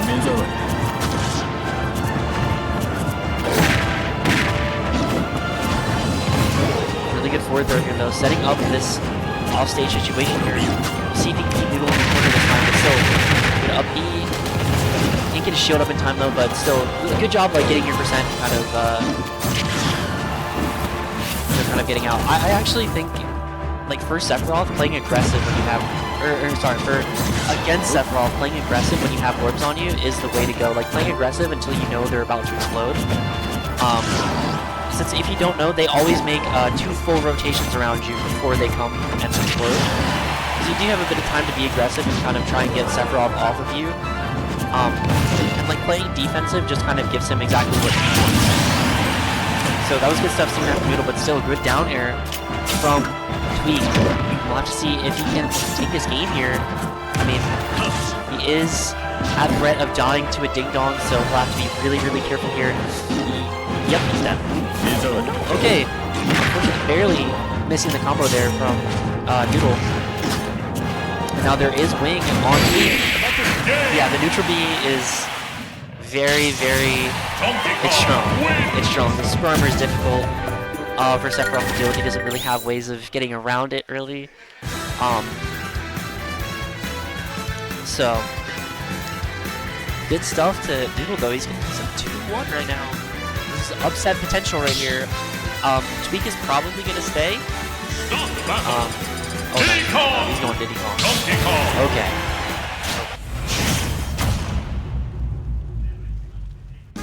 3, 2, 1. Alright, game 4 people. This is definitely a better matchup for Tweek. I feel like it's easier in a lot of situations. Oh my gosh. Big combo though. That was crazy. That was crazy. Yeah, that's the thing though. Yeah.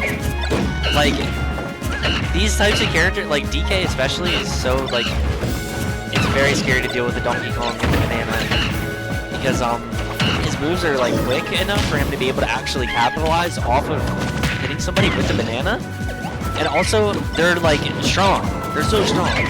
So it's just kind of like the best of both worlds. Like Diddy Kong obviously capitalizes off it really well because his moves are quick. He has a really, really good advantage state, but Donkey Kong capitalizes off it because his moves are quick and he just has explosive damage potential. That's really, really easy to get off of a forced trip from the banana. But still, Tweek is able to lead so far here in game 4. Keeping the pressure up with this banana. Let's see if we can get this edge guard here. Unfortunately, no. Noodle able to make his way back to stage here. It's interesting to see Noodle not opt to go for banana there and kind of take that option away from Tweek, because Tweek is able to go. Oh, that would have been really clean. I really liked what I was seeing from Noodle. Good stuff to Tweek though on being able to get around that. And now you have to be so careful in the corner playing against Diddy Kong with the banana. You don't want to get hit with the banana in this situation. I'm really scared, but using the super armor to get through it is honestly very, very smart.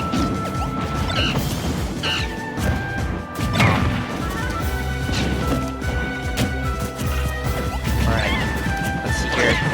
Both of these players just kind of resetting the situation here. But Tweek definitely does have the advantage here, 132%, now up to 143 with that down tilt. And things are going to be killing very, very soon. Let's see, yeah, there we go. Just a simple short hop Z drop into the forward smash. That's something Tweek does a lot. It's very, very consistent. And Tweek is just so good at hitting that. And now we're going to be seeing a big combo here.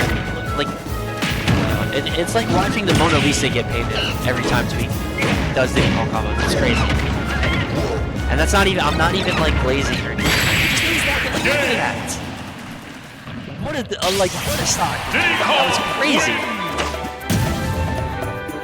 Just non-stop, relentless aggression. Able to find that nair down air. He's going to be evening it up. It's 2 apiece here. Game 5. Tweek Noodle. And then, I mean, I was gassing it up for SJ Summit. Like, these are the kind of sets that you're going to be seeing if you tune in. So, saying. Let's see if Noodle's able to clutch it out. He is thinking about this counter pick, but running it back to Hollow Bastion. This is a stage he's definitely very comfortable on, so I don't knock him for it. It's definitely still really good for DK. Like, DK just benefits off of a lot of stages. Really. Like, he's good on, you know, just the single platform in the middle. He's good on 5 plats, really good on tri-plats. The only stage he doesn't really benefit on is FD. So, but obviously Noodle is not going to be picking those, or that stage. Yeah, given that like PS2 is probably banned, I have to assume because that stage is like insane for Donkey Kong. That's his best stage. And probably, maybe either Battlefield or Small Battlefield. If I had to guess, but yeah, really good down air from Tweek there. He is up right now in this game 5. Obviously, here we go, we're getting another combo going. Like, just, he's so good at extending those combos. Like, just the routes he takes, it just sets him apart from every other Diddy Kong. Like, I can't say enough. I can't say enough. I don't want to glaze anymore. This is a tense game 5 situation, but it's really impressive watching it pull this stuff off. Really good banana, still keeping it like, such good stuff from Tweek, but yes, the down B into the up smash. Again, just another easy kill confirm that Donkey Kong has access to. And you see the weight of Donkey Kong allowing him to live there, but not going to be living this monkey flip, I don't think. Yeah. So here we go. Noodle is down a full stock, and Tweek has been very, very explosive with this Diddy Kong. He's been picking up damage with what honestly seems like minimal effort. It's very impressive. And yeah, here we go. We're going to see a big combo here in the back air. Going for the banana there, I like it. Tweek definitely like it. There's no like real true way. Oh, the footstool! He's dead! He's dead! Oh my gosh! I think he called the jump there. I think Tweek might have been trying to jump back there. He might have been able to make it back. Where did he see a banana combo? Oh my god, I had to like hold my breath. That was so scary. We could have seen a Noodle moment to finish it off. That would be crazy. Oh my god! That would have been crazy! Oh my god, this is so scary. I don't think he's not in Digno % anymore. So Noodle's definitely going to be looking for a down B into up smash here in this situation. This is so intense. I like, oh my gosh. But Tweek has to be so careful and hold on to this banana here. And unfortunately, the banana gone. He's probably going to be pulling a banana here. You have to hold on to this banana. Do everything you can to hold on to this banana. You don't want Noodle to get it. Oh, great forward air. That was really good edge guard from Tweek. Gonna be taking game 5 last hit though. Oh my gosh. That like ending snuck up out of nowhere, it felt like. Like I was not prepared for it to get that intense that quickly. Just high octane gameplay all around. I mean, like, I wouldn't say Tweek is an aggressive player. I would say Noodle is an aggressive player. But Tweek's advantage is enough to make up for him being actually very defensive. And he's able to like play advantage so well where like even if he's not getting a combo, he's still maintaining his advantage state. Like ads or something before they go on, I need to use the bathroom.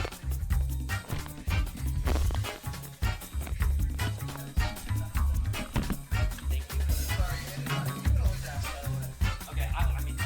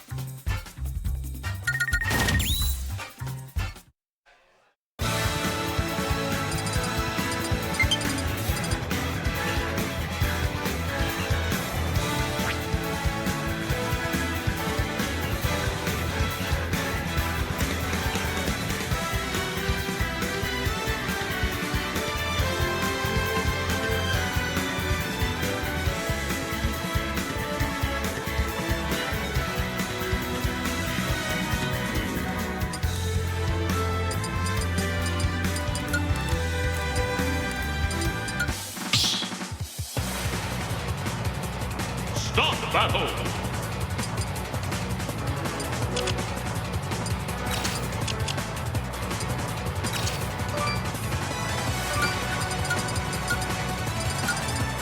Yoshi, Roy!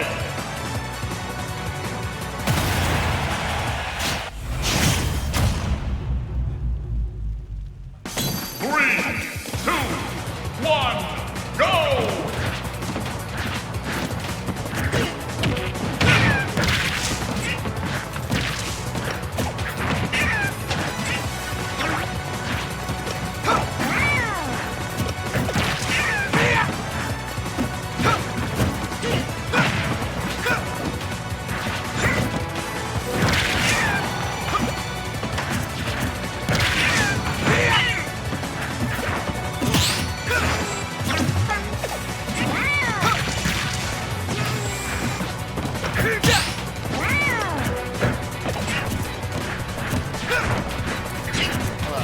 I'm sorry for not being here at the start of the set. What? Okay, but like for the VOD though, you know. Okay, Hunter just set him fire.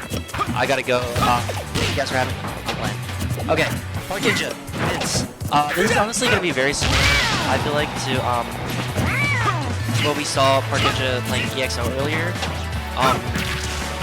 Mario and Roy aren't too dissimilar characters. They both have pretty similar game plans, and kind of both have very similar strengths and weaknesses against Yoshi. I mean, Roy doesn't really have an option like Mario up smash, but he does have lots of options that are better than it. So we'll have to see here. Is going down, but Vince right now with a solid lead here. Oh my god, what a tomahawk. Dude, Vince's grabs are so good. Like, that's another, like, you know, they're just inspiration. His grabs are just crazy. Vince's grabs. He's so good. Like, did you see that tomahawk he hit earlier? He, like, ran around. What? No, I'm being dead serious. His grabs are so good.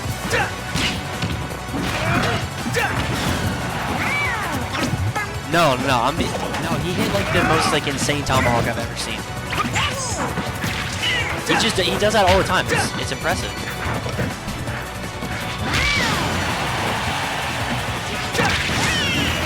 Really good forward air. Surprise. Parkinja barely able to hold on despite the sweet spot. Parkinja looking to be the first one to get a kill here. Lots of things that Yoshi's going to be doing here is going to kill, but Vince able to hold on. Yeah, the back air is so scary. Puts a lot of shield, he just did nothing, so, I mean, I guess I'll take it, but there it is, the up throw. Good stuff from Vince.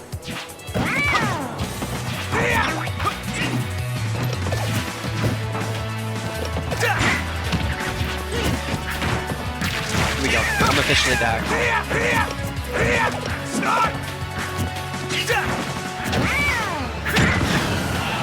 Here we go.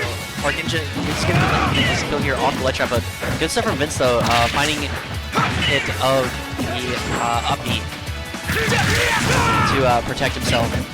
Coming back to stage there. So good stuff. Yeah, Parkinja is looking for a lot of these kills, but Vince has been playing right here so well.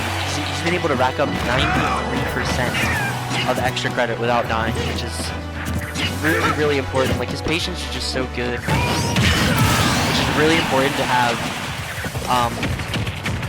in between like these stocks. Like when you're at kill percent and your opponent is like a fresh stock, you have to be very, very careful and very patient in order to make sure that you get the most mileage out of the stock. And Vince is so good at doing that. We're going to be seeing a forward throw here, setting up this corner pressure scenario, which is something that like Roy and Vince especially thrives in. Like, this character is so good in the corner and really good avoidance of that juggling situation in defining that up air that's going to be netting right there. For Vince, we'll have to see if Parkinja can find this stock earlier than he found the last one. Vince held on to like 150, and yeah, there it is, just like I was saying, the forward air.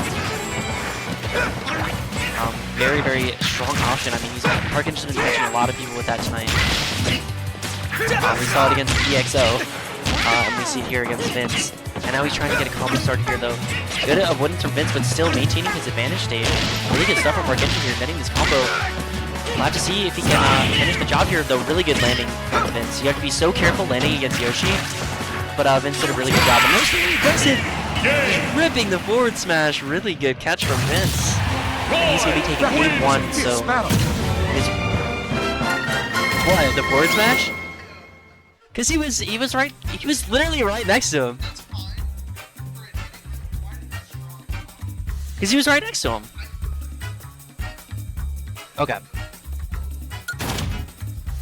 Nah. Okay, I'm gonna be very unprofessional for a second. I'm hungry, and I bought some peanut butter crackers. So I'm gonna... it's probably not the best idea for me to like munch on the mic, so I'll move the mic farther away while I'm eating these crackers. But I'll try not to say much while I'm eating. one, go! It feels wrong to be doing this in the inner semifinals, like I should be modeling it, like deep analyzing the gameplay, but I don't know. I'm hungry. I want being able to crackers. I love being able to crackers.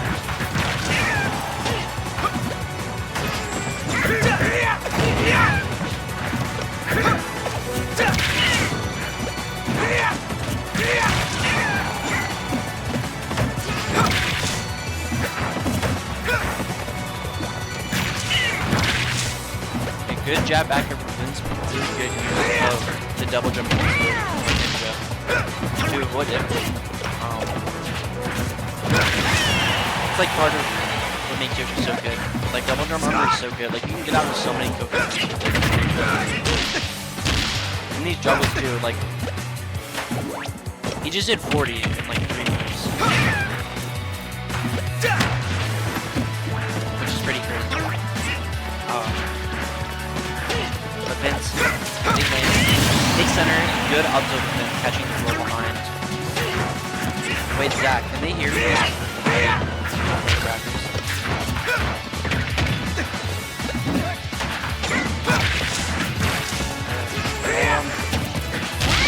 I'm sorry. Okay.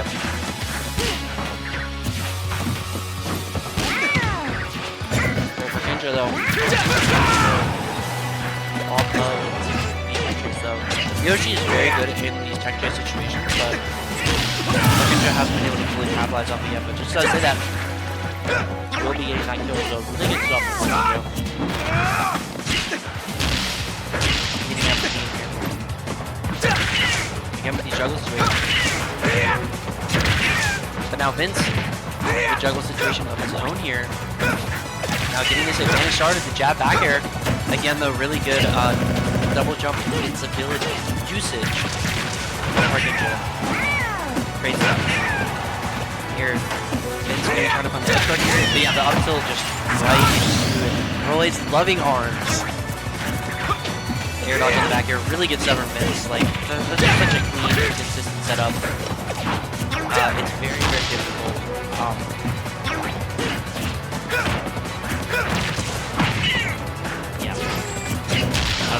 I'm sorry, I lost my train of thought. Somebody was reporting his set. Go. Vince, trying to find this game here. He's got Pike in the corner, exactly where he wants. And as Roy, like Roy's corner pressure is so good. It's actually so good. I'm talking about it. Roy is just a strong character. He's still doing a lot of these jabs, but I find it interesting is that he hasn't gotten really any capitalization. Like, he's been able to get the back air. I guess it's damage, so it's still something, but not being able to get the kill off it is very unfortunate. Go the down tilt. Really good get up attack from Marlton. I like that a lot. That was very, very good patience. Like, it was a good option for him to put Marlton later on in first place, which was really, really good. But there it is, just the jump in back here, very simple. Good stuff from Vince to be taking. Roy wins this battle.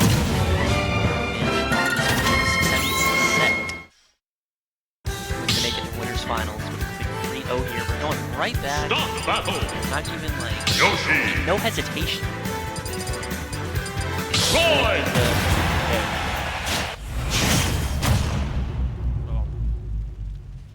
Three, two, one, go!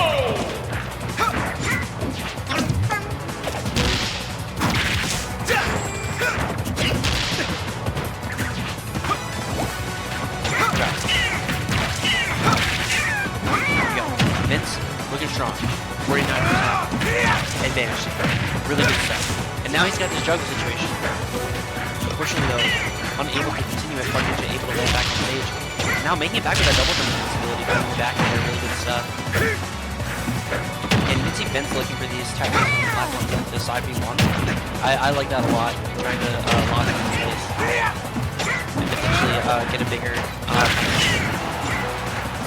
just opens up a lot more consistency cross-platform. Like cross-stage platform tech chases.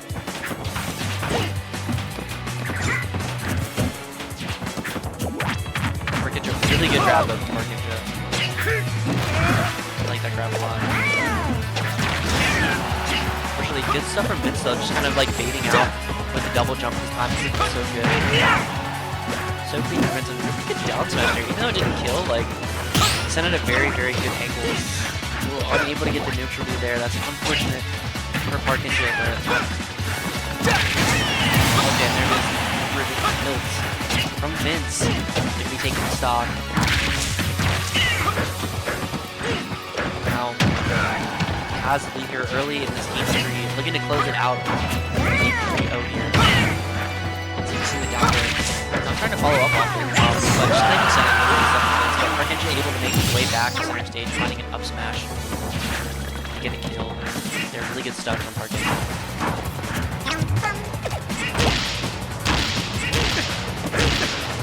Got this double situation set up here. 74% already left to go. No, it's not actually. Okay. My apologies. I've been beating this situation.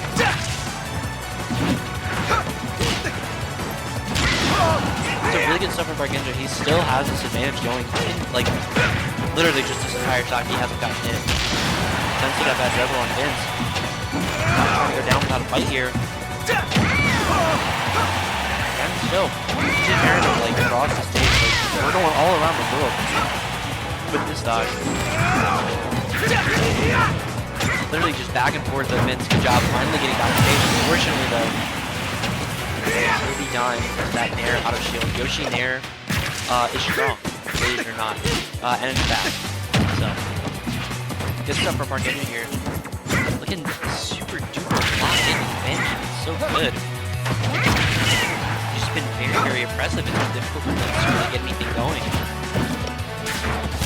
Like, even when Vince is able to make his way out of this advantage, Marlton just finds it right back. So good. The jab back here, barely not killing. Good survivability there from Marlton.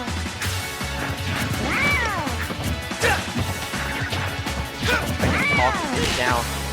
Up tilt. On air, we can see. Okay, no jump up air. I thought he was going to try and continue the juggle, but setting up this corner pressure situation for the backer there. Again, he's just trying to call Vince coming out of the corner there, and you can see it, yeah. Like, just so good from Marlton. The up tilt and the up air. Game for 3 here. So 2-1 here for Marlton. We'll have to see what Vince's counter pick is.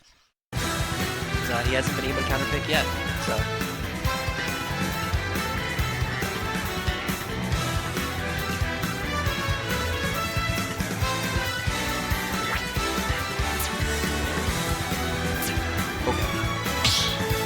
Still not done my peanut butter crackers, by the way. I'm glad this set went on because I don't want to eat any peanut butter crackers. Good.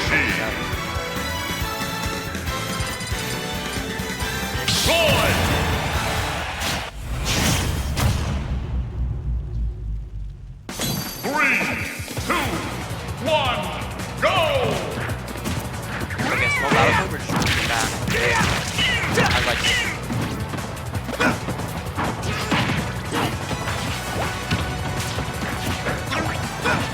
It's a good neutral stage for these two.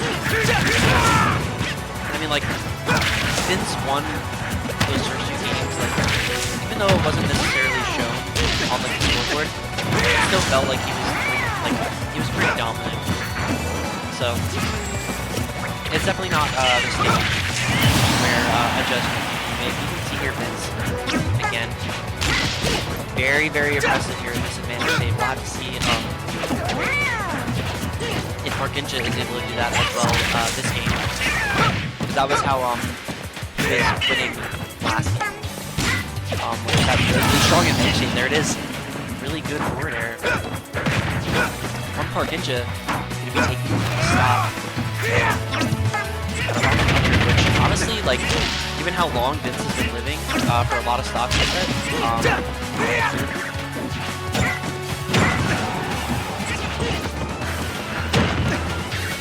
now again, like, we're just seeing, like, it's after the first stock, like, Markinja just kind of, like, puts it on.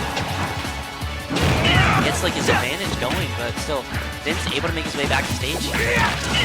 Unable to capitalize Markinja, though, and he continues to there. Really good air there. Double jump invincibility, good jab, great stuff.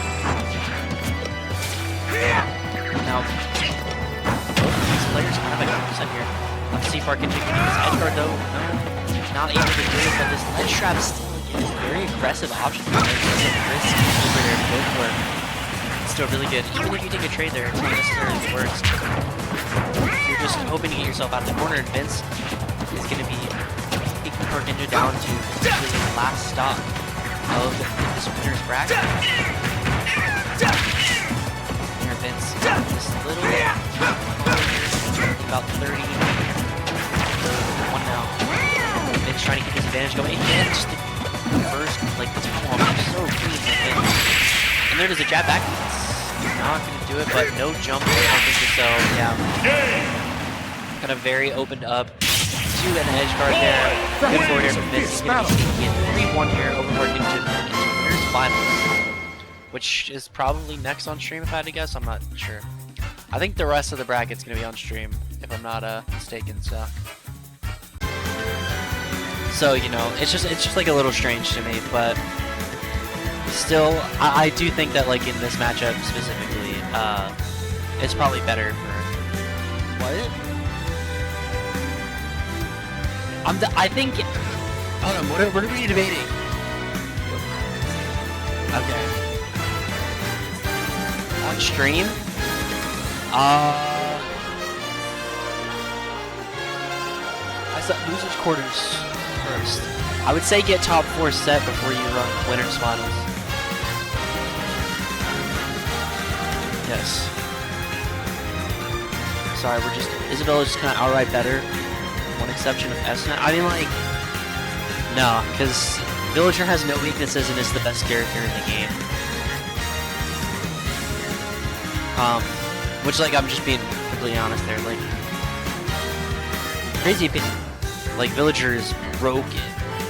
That guy's crazy. Villager is strong. No weaknesses, right? Isabelle does have weaknesses, though. And that is because she's a dog. I would know. But yeah. Okay, game 1, we're getting started. They're going small battlefield. I love it. Really like the small battlefield pick. It's just a good, calm, neutral stage for both players. Yo, the axe is crazy. Just wait till you see those wood chip combos, though. Okay, so here we go. Donox versus EXO, game number 1. Let's get into it. Okay, here we go. Donox, a big combo to start. Really good stuff. Nah, keep me on the mic. They need me. They need me. Listen, the masses love me, okay?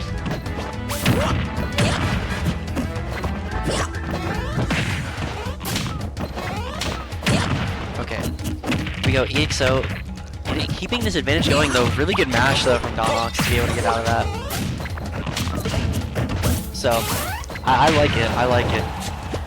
Okay, here we go. Donox trying to set up this ledge trap here. Isabelle's jab though, that is... Alright. No troll. No troll. Even though I wasn't trolling earlier. Or like rage baiting any of that. None of that. Isabelle's jab is really good. It's better than Villager's jab. Even though the boxing gloves are really funny. Isabelle's jab is just kind of broken. Unfortunately though, Isabelle, no tech ability it looks like. So gonna be dropping that stock there a little early. Ooh, EXO getting over aggressive there. Actually trying to find his way back to stage. And again, Donox hasn't been able to tech, so let's see if there's any timing adjustments that Donox can make here. Oh my gosh, like Isabelle just went up so high. Flood is always like such a weird move. Here we can see like EXO just kind of is overwhelming this poor dog with Mario's pressure. That's something that like Isabelle struggles with.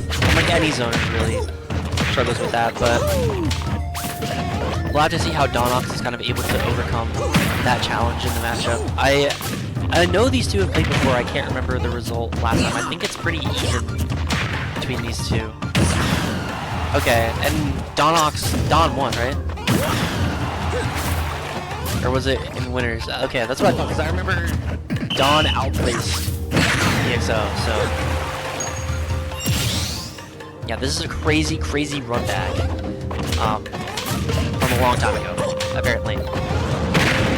But still, Donok's doing a really good job of keeping EXO away from center. I think it's really cool seeing how Don is electing to use the Lloyd Rocket to kind of maintain a position and kind of prevent EXO from getting where he wants to be.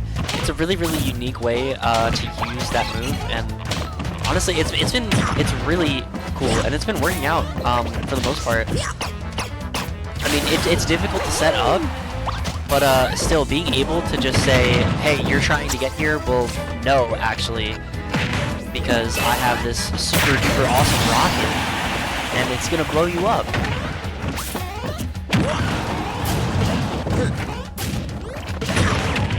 Here we go, good dash attack from EXO.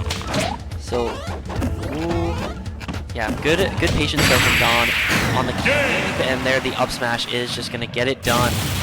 Really good stuff from EXO. I like that a lot. He caught Don trying to be aggressive from ledge. Don was probably expecting EXO to run back and try and cover more options, but I actually really like that EXO was kind of aware of that. Understood that Don was going to play around that with the drop zone fair and just get the up smash immediately. It's a very, very punishable option. So perfect stuff from EXO to be able to get that kill there. Was very, very strong indeed. This poor dog just got headbutted by this weird Italian man with a gigantic nose. He's wearing a Builder outfit. Oh, good up air though. There, that's another thing. Like Don is so good at capitalizing off of connecting with the Lloyd Rocket. It's definitely something that like all Isabels have to be good at in order to be good with the character. And Don is no exception to that rule. He's a very, very strong player. See, going for the dash attack there. Unfortunately, unable to use that Lloyd Rocket. I'm not actually sure if you can set off the Lloyd Rocket while you're doing another move. I don't think so. I don't know. Isabel's a weird character. Like, nobody played this character for a while, and now everybody's like, oh, yo, Isabel jab is crazy.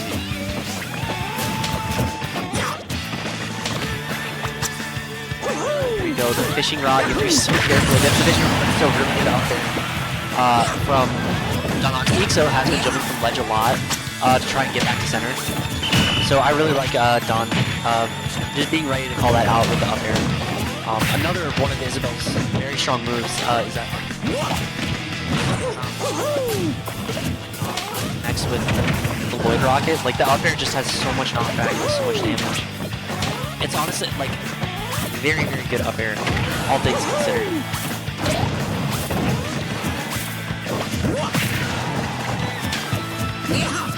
EXO trying to find his way back to center.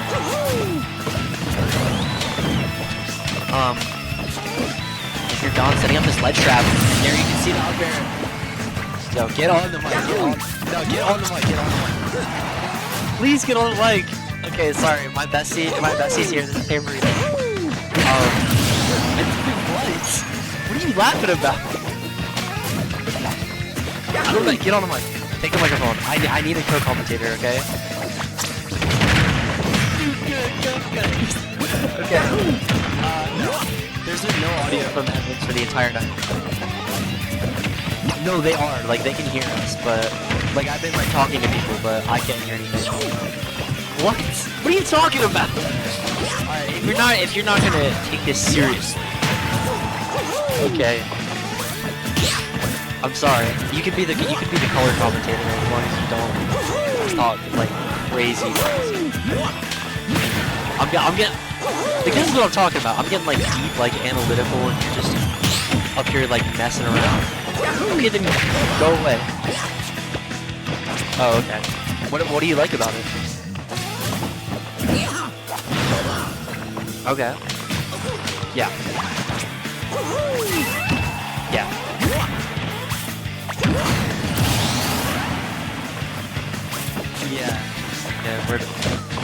say about those types of things. Oh, big boy rocket. Such a goofy kill screen. Oh, good there, W there. Too good, cuz. Yeah, stop it. What? No. It's best of 5. This is a real best of 5 right here. Okay. Game number 3. Oh, we're switching stages. Hold on. Somebody for gore. They want to go hollow bashing. Yo, I lied. Oh, town and city. Oh my god.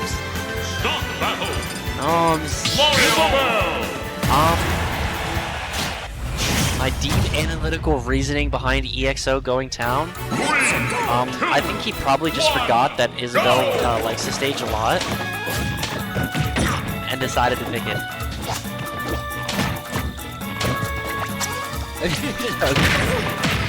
Okay. Yo, Silver Diner after track it.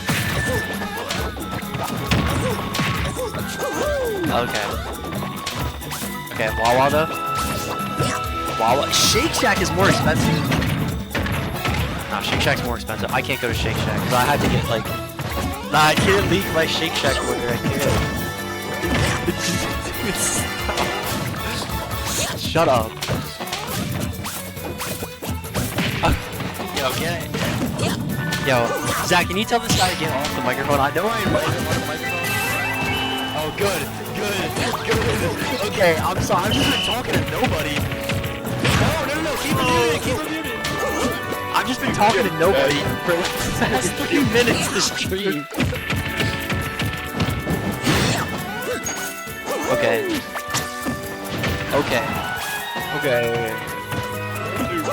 Show your New Jersey pride. That's what I'm saying. Like, Hamburrito really wants to go to Shake Shack. I'm literally about to go into generational debt. Eating a Shake Shack. Like, what are you laughing at? I'm sure it's funny. I'm glad you're going there. Just keeps doing it. Don. But like, Shake Shack is like, you go into... that was pretty good. Okay. Yeah, I don't know why I couldn't. WF Smash. Or like... literally... I wonder. Shut up. Literally... Shake Shack is like generational debt when you eat there. No. What do you mean? Like, he asked me if I'm comfortable, I said yes. Like, yeah, what? Not tonight, no. Oh, let's go. Let's go. Let's go, Don. Big S smash. I know. We just need to keep talking about it. I can't talk about Shake Shack, but like, when you go to Shake Shack, the portions are so... yeah, the portions at Shake Shack... the portions at Shake Shack are so small, and the food is so expensive. It's like $20 for like the smallest burger you've ever seen, fries, and a milkshake. It's crazy. He's just gonna look at this and he's gonna hear you talking about Shake Shack and he's gonna hear me talking about his food. Dude, I don't care. Okay? Yes. You're the one that got me started talking. I wouldn't be talking about Shake Shack on the mic if you didn't get up here. Okay? Okay. Now it's time to lock in. That was a very good up smash from DXL, but Don is looking poised to take game 3. Yo, Zach, can you please just mute this guy? Like, genuinely, like, Umbrella, like... Go over there. Go talk to... Go talk to Eddie. No, I don't. Yo, it's crazy. I think it's stop the battle. Mario. Okay, game 4, guys. It's good. Guys, game 4. Okay. Go. Game 4. Fire right there, dude. Good kick attack. Isabel looking for the fishing rod attack.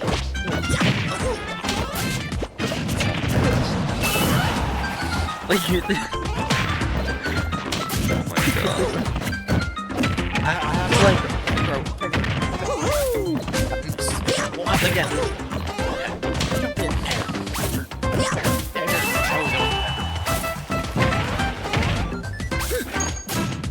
It's like I'm babysitting.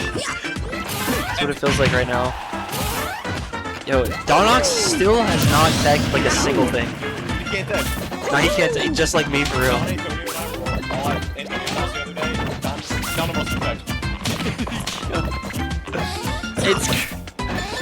It's crazy. I can't tech either.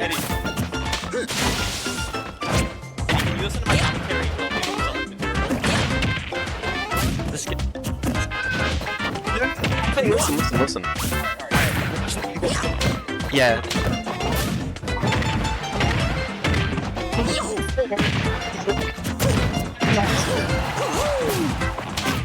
Like, I'm babysitting him on the microphone! It's top 8! Oh, thank God he's not commentating Summit, Jesus. I've been like locked in. That was crazy conversion. You're not even paying attention. What was it, down B, up air? No, it's down B into side B into down side B into the black rocket into up air. Okay, that's pretty clean. That's pretty clean. It was like Alright, I don't know what that was, but I messed with it. This is a very strong Isabel champion. Okay, we're gonna see. maybe it'll work this time. You're being so helpful. I mean, right, like, you keep doing it, like, this isn't doing that shit. It's not working. You need to start, like, up smashing. I guess so. That was, like, non-claim being bad. Next one needs to start, like, Horizon, yeah, which options are good. That's true, though. Oh, man, what a recovery. Okay. So, it's last stock right now. Don might just win the set right now. I know. Well, I'm just saying. It's crazy that what I just said is more insightful than anything you said your entire time. Isabel can't really shield grab properly. Like, I lied. Isabel can't shield grab. It's not very good. It's not good. It's actually really bad as an out of shield option. What was grabs probably? Yeah, it is. It's on a tether. I mean, the grab in general is just horrible. Yeah, but it does a lot. That's true. Her throws are good, but the grab is bad. Okay, I think Dawn is gonna win here. It's looking pretty likely. Yeah. The big win. Yo, big win for Dawn. Big win for Dawn. Wow. Okay. Zach, now that we're on like a new set, can you please tell Ham to get off the microphone? Yes. Please. No, because he's gonna be like messing with me the entire I'm not the one who wanted to be on comms. That's true. I did invite him up. I did invite him up here. It is my fault. Alright, I'm sorry to my co-commentator Hamburrito. We had to get him off the mic. It wasn't even like that. Now I just feel so like disrespectful for no reason. What? To everybody. Kicking you off like that? Like, that was crazy. Nobody's saying anything. Okay, cool. But yeah, okay. Anyway, yeah, Shake Shack is crazy. I don't want to like leak my. I'm a Shake Shack hater. Okay, the food there is really good, but it's way too expensive for what it is. I hate Shake Shack. We're all going to Raising Cane's in this household, okay? And if I don't tolerate Raising Cane's disrespect, okay? I don't want to hear about Raising Cane's is mid, the sauce isn't even that good. Shut up, okay? The sauce is fantastic. The chicken is delicious. All right? Like having a box combo, that's like I'm not going to lie, if I knew it was my last day on Earth, I would eat a box combo definitely before I died.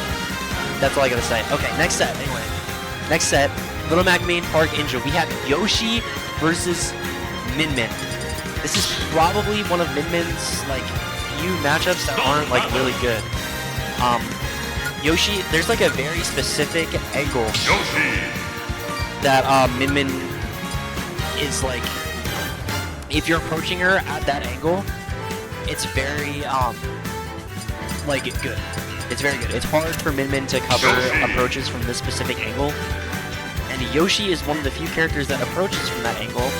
Therefore, Yoshi is pretty good against Min Min. Also, having air drift as good as Yoshi is very, very important. Like, Jigglypuff is very widely considered Min Min's worst matchup. I mean, part of that is because Puff's edge guarding is so good, but also because it's pretty easy compared to the rest of the cast for Jigglypuff to get in. And that's because her air drift is so good. She's so mobile in the air, and she's really, really oppressive up close. Yoshi is the same thing, but just a better character. So we'll have to see what Park Ninja can do. I guess we'll have to see what Little Mac can do here, because it's probably going to be very difficult for him to overcome this matchup. I don't know how he's done against Yoshi in the past. I'm sure he's played Houdini once or twice. So, really good recovery though. That was clean. You have to be so careful on your recoveries here as Min Min. Honestly, as both characters, but another thing Yoshi has that we saw earlier, the double jump armor through the arms is really, really good. Like, it's pretty difficult for Min Min to try and actually edge guard Yoshi from on stage, just because the double jump armor is, like, you can get through Ram pretty easily. And that's like Min Min's best tool for on stage edge guarding. Here we can see Little Mac May not opting for the Ram actually, going double dragon. Okay, there we go, back to Ram, which honestly, like, 99% of the time has been Min he wanted to use the Ram.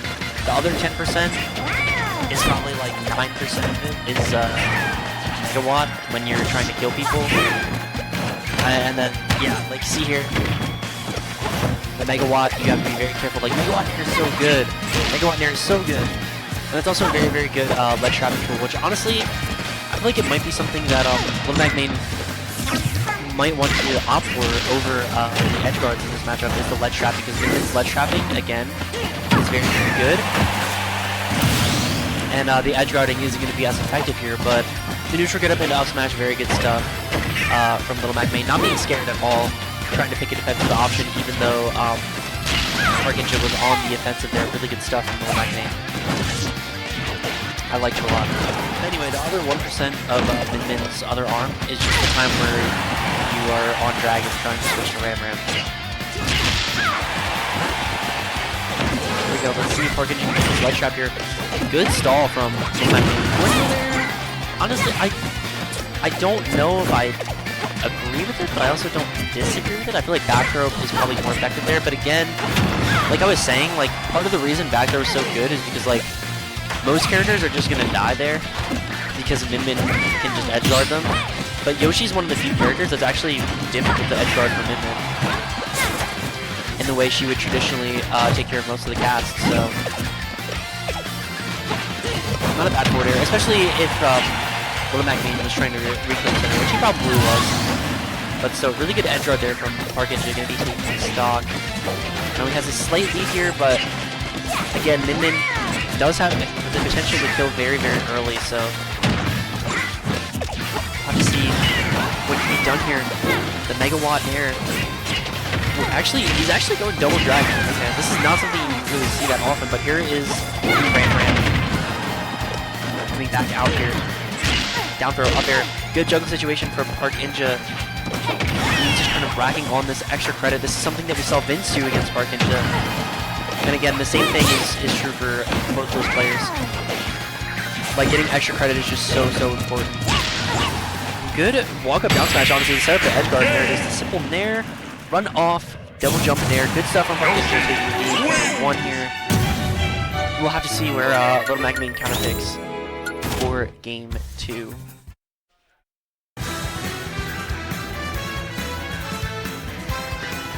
They're debating right now. Yeah, we're going to Smashville. Okay, I thought we were about to go to Mario Bros. Circuit, which interesting choice. I personally, not something I would go for. Mario Bros. Circuit, at least. It's not really a stage you see too often in the competitive landscape. But again, you're not going to be seeing it. We're going Smash Bros. Here. Honestly, interesting counter pick from Little Mac Main, I think. I feel like Yoshi's pretty good here. Again, I mean, Little Mac Main is professional, okay? This is like top mid-mid in the world.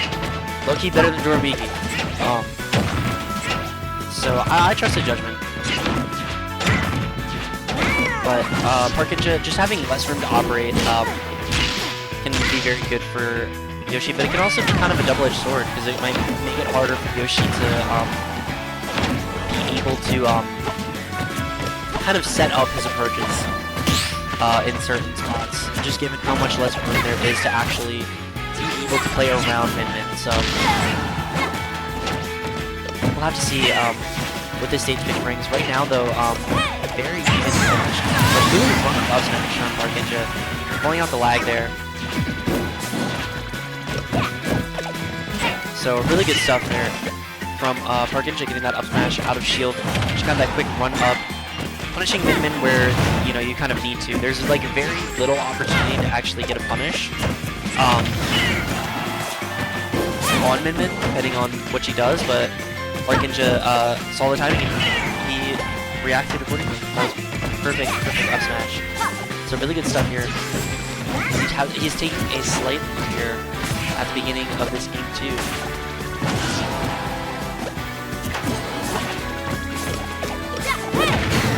Ooh, there it is. Good Dragon Arm. Really good stuff. I mean, that's something really good for Min-Min, is that, like, even though she has Megawatt, like, the arm that's always Dragon Arm, it still kills really early. So when your opponent is at, like, a late enough percent, it's honestly just optimal to use Ram to rack up damage, because it's so good, it's fast, it's safe, and it's just, like, probably the best, like, overall hitbox out of all of them. Give it just like off hitbox, not off like damage or stuff like that. Like, it's very difficult for a lot of characters to deal with, and it's what makes approaching her so difficult. Is Ram. So having the Dragon Arm be able to go there is really good, and Little Mac Main capitalizing off that very effectively. Now switching to Megawatt in this situation, honestly, not a bad call if you're trying to find an early kill and take a big lead in this here, because he definitely has the capability to do so.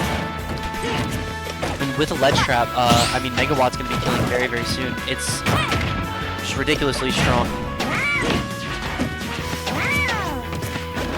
Yeah. Sorry, had to communicate the score really quick, but here we go. Ooh, good nair from Parkinja, and making it back with that nair. Good stuff here. Parkinja will actually be taking the lead. Oh, that grab barely whiffing. Unfortunate for Little Mac Main. I think even though Little Min-Min covers so much distance, their arms just barely whiffing on that grab. So that's definitely a big sigh of relief for Parkinja not getting grabbed there, because Min-Min's grab is so scary. And her throw is just set up for so much. Especially that. Oh my god, okay. That is unfortunate for Little Mac Main. I doubt he expected to get hit there, but really good stuff for Parkinja. Connecting with forward air, getting the spike, and he is now up 2-0 in this set. Excuse me. That was the game. This is the set. This losers quarters. Winner goes on to loser semis. Top 4 up for grabs right now. We'll have to see if Little Mac Main can lock in and get this reverse 3-0, or if Parkinja is going to finish the job here in this game 3 and get a quick 3-0 to move on to face the winner of our next set.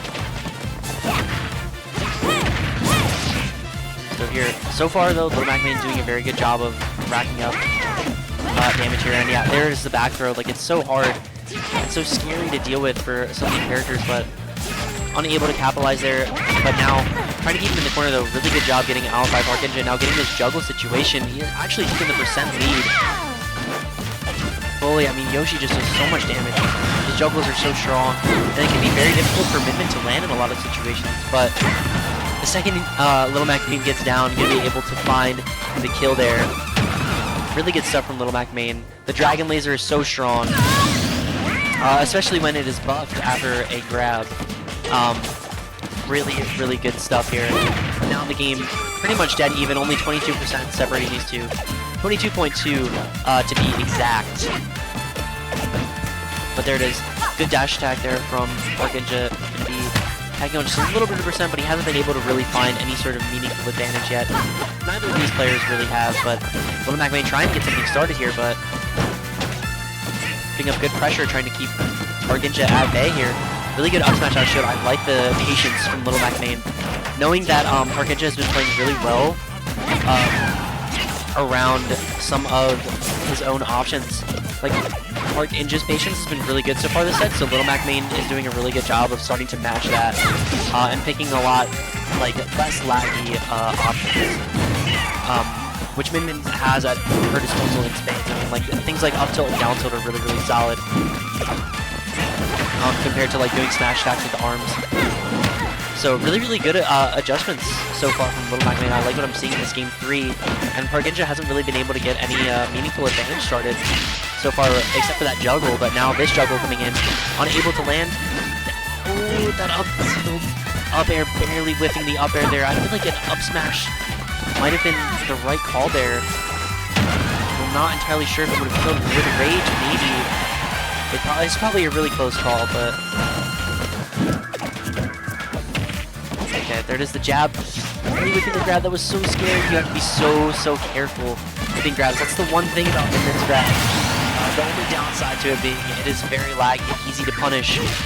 Though, unfortunately, Arkinja not able to get off the platform in time to find a punish. That was a perfect situation for a back air or an air. Unfortunately, just not able to get him a forward air there. Very good stuff. He's now down to 1 stock apiece. 0-0 on both of these guys. But Little Mac Main striking first, trying to get some advantage started. Unfortunately, unable to follow off the up tilt there.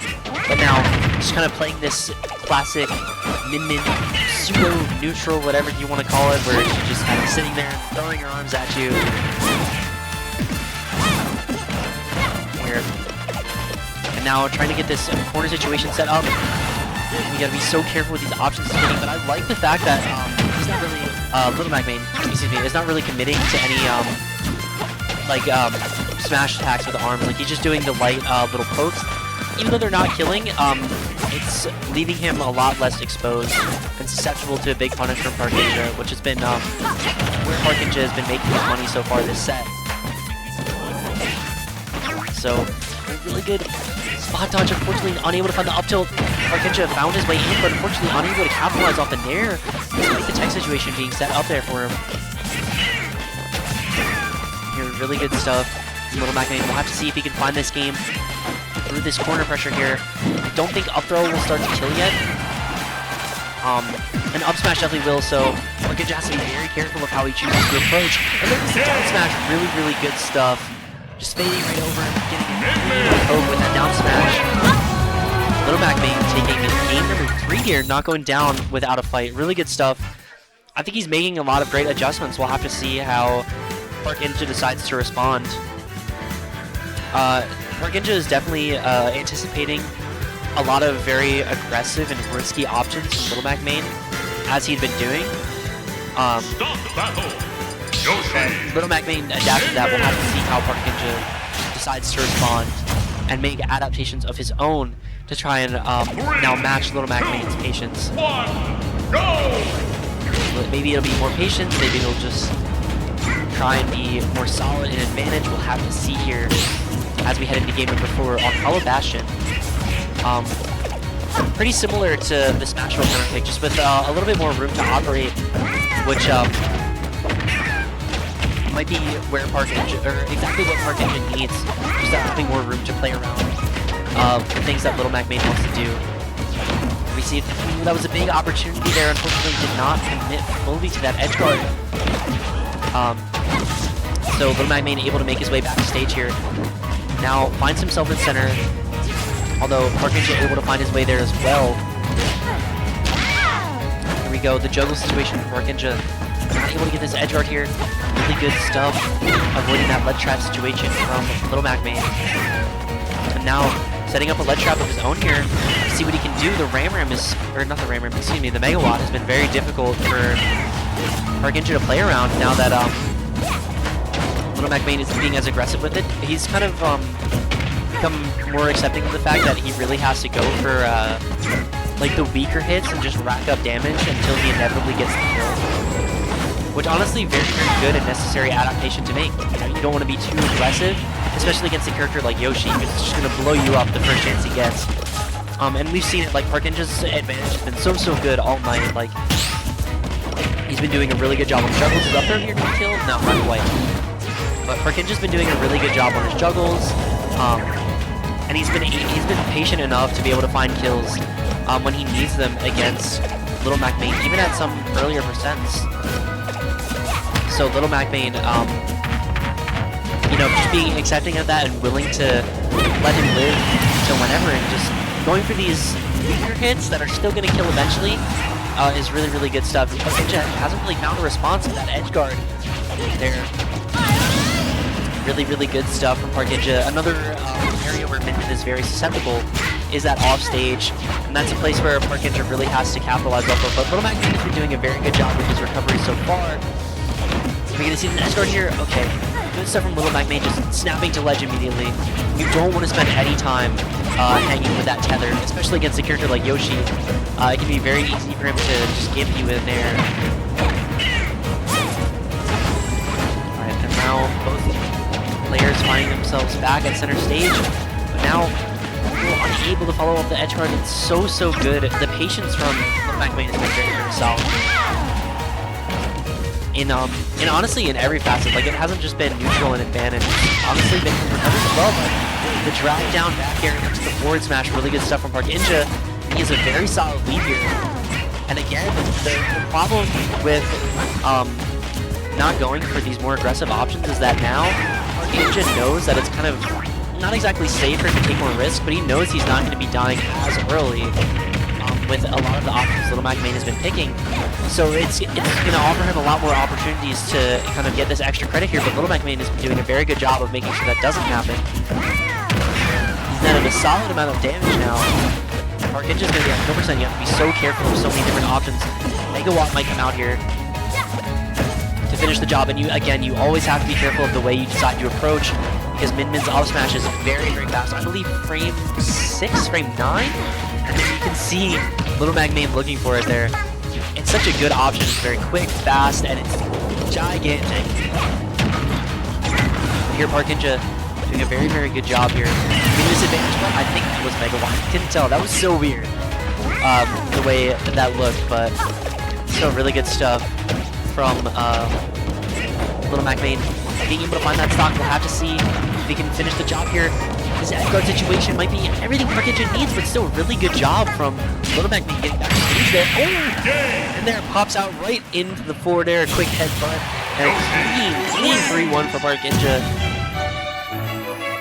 Kind of exposing the flaws there in Little Mac Main's patience. Really good job from Arkinja. Definitely much better in advantage that game than he was that game 3.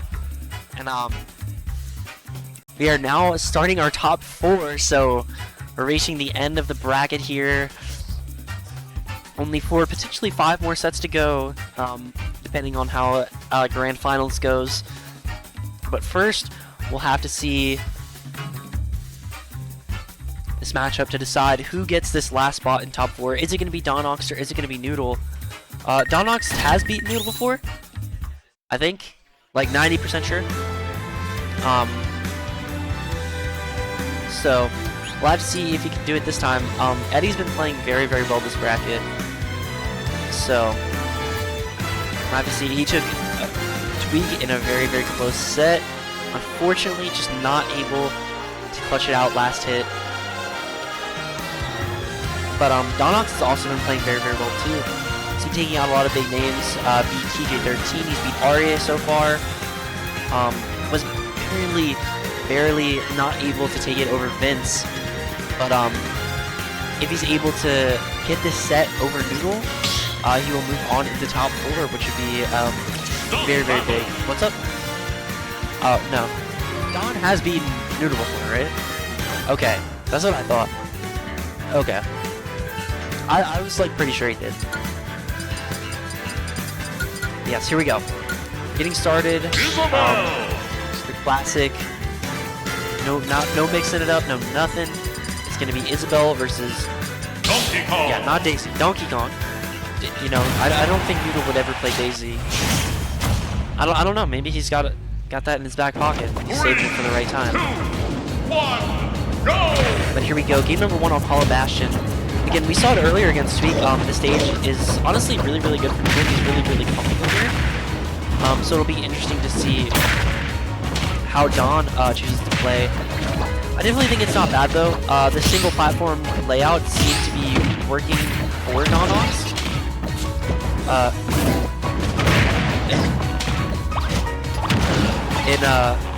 Set against EXO. But we'll have to see how it works against the Donkey Kong. And also, Donox is going to have to zone for his life. You do not want Donkey Kong getting in against this poor little dog. And you have to be so careful about a lot of the options you pick. The things barely not killing, but the things Donox was doing against EXO, where he was kind of preventing him from reaching a certain part of the stage with the Void Rocket is going to be like that, like 10 times more important here. So we'll have to see if he's able to do it consistently here in this set. But taking the first stock, really good stuff from Donox here. But Noodle looking to respond quickly here, trying to get an edge guard situation here, but still good recovery from Donox. And not being afraid there, not jumping there. Noodle trying to call it out with the back air, but unfortunately, Donox staying grounded. Really good patience. Back throw, not enough to kill there. I think that's back throw. Honestly, I don't know any other cargo throws. I'm not gonna lie. I know cargo up throw. That's all I got. And in throw. That's it.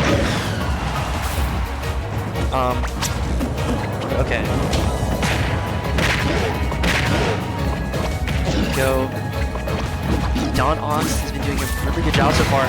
So the 150, yeah, definitely gonna dive it back here. Good stuff from Noodle. And this is not insurmountable. This is like basically just a quick Donkey Kong combo. And the game's even.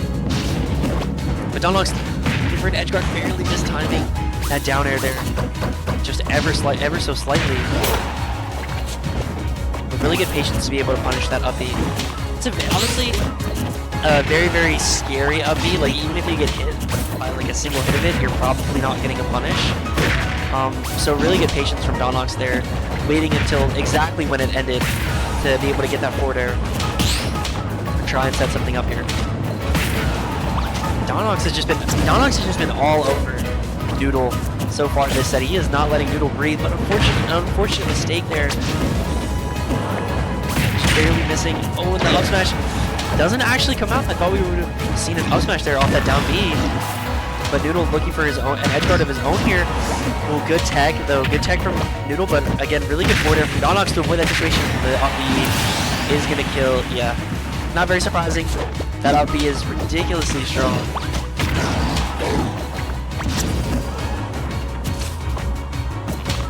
And Donox just trying to keep Noodle in this corner here. I really like that falling through the platform into the up air. Unfortunately didn't connect, but he is able to get the back air. Now we're down to last stock, 0% this game 1 here.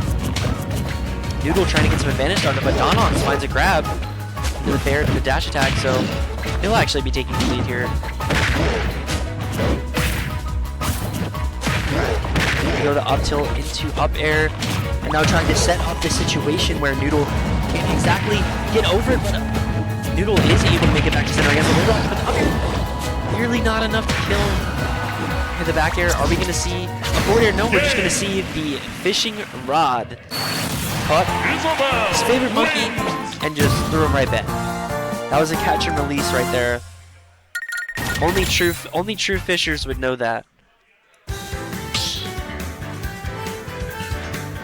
Stop the battle. Yo, officially worst advice ever, by the way. Yeah, any real fishers in chat, you would know what a catch and release is. Go!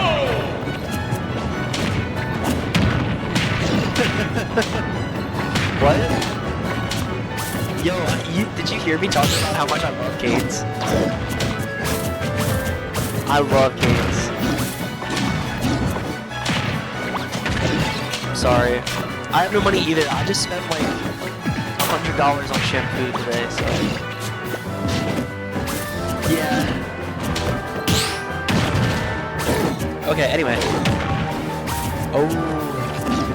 Have you ever tried pineapple in your stir fries? It's so good. One of my friends, like a really good. You remember Tyler, right? Yeah. He had never made a stir fry with pineapple, and like he came over for like a weekend, and we were like getting like a menu together. And I'm like, yo, if you're gonna make stir fry, put some pineapple in there. And he was like, pineapple? What are you talking about? I'm like, trust me. And the pineapple in there was so good. He saw the vision. He saw the vision. Okay.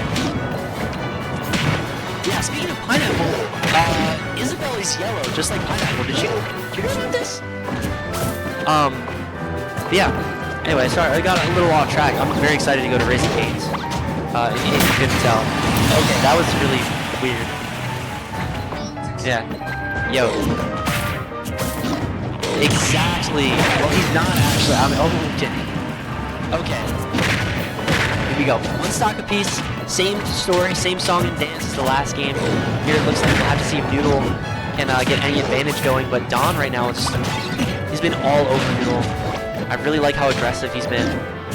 But he's also taking the time to set things up when he needs to. It's been really, really good. Not dead to Ding Dong though? No, yeah. Oh, you don't want to air dodge there. You do not want to air dodge until a Noodle jumps, because if you get grabbed there, you're going to die, probably. I don't think that was Ding Dong percent there. So that's risky business though. Jumping or air dodging there. You know, Noodle just barely with the grab. There we go, Don setting up the Lloyd Rocket.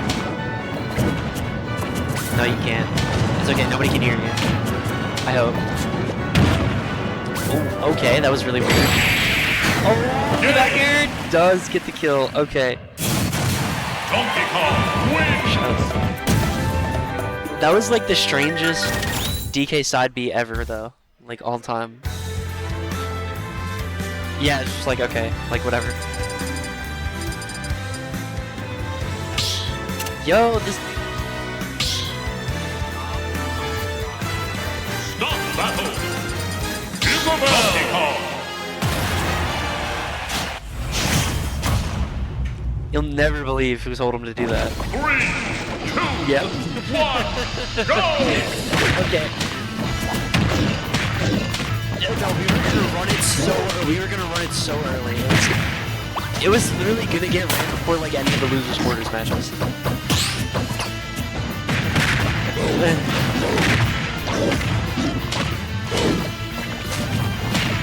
Okay, Don is on small battlefield. Apparently this is his best stage in the matchup from what I've heard. No, that's what I said in the matchup. Okay. Probably town. Maybe. It's being empty. Okay, but like empty's like an auto like bait for Donkey Kong though, because Donkey Kong's taking on it. Yeah. Okay. I don't know. Oh, okay. Eddie was greeting there. Bro, he's trying to be Noodle. Wow. Okay. El Noodle. I don't know, because that back throw was really silly. He's just a happy, jolly guy. You say you want to chop cheese? Wait, Bravo on it? Are you gonna eat that? Wow! Oh. No, Eddie's good at this game. Look at him. Look, he just got the kill. See? Yeah, there you go. Harder forward throw gets the kill. Good stuff. I mean, there's like no point there. Just save your video. No, whoa, okay. Like, Don is tweaking in his chair right now. He does win these though. Not. was Folk Valley getting him. We're about to win this. This is about to be tough Valley. This is tough. This is tough. This is not. What? Oh, that's true. But welcome to. Now look at this. Welcome to. Oh, good stuff from Noodle though. Don't say that. Oh, Noodle's too good. Welcome to Tough Valley. That ding dong. Okay. So that's an unfortunate loss for Don. That up smash was definitely a momentum killer. Just kind of a reset. That is Fold Valley right there. Don, you gotta lock it. I need to see. Stop battle. For the Folk Valley dungeon. Okay. I don't think I'll be there for side bracket tomorrow. 3, 2, 1, go! I can't. I gotta work tomorrow. Or not tomorrow. Sunday. Yeah. I'm probably not gonna be getting there until like main bracket starts. Sadly. I mean, I asked for my shift to end early, but it was like, I didn't want to take it. Anyway, enough talking about work. That stuff is worthless and stupid. Let's talk about Smash Bros. Yeah. That's the bug. No, that was a good downer.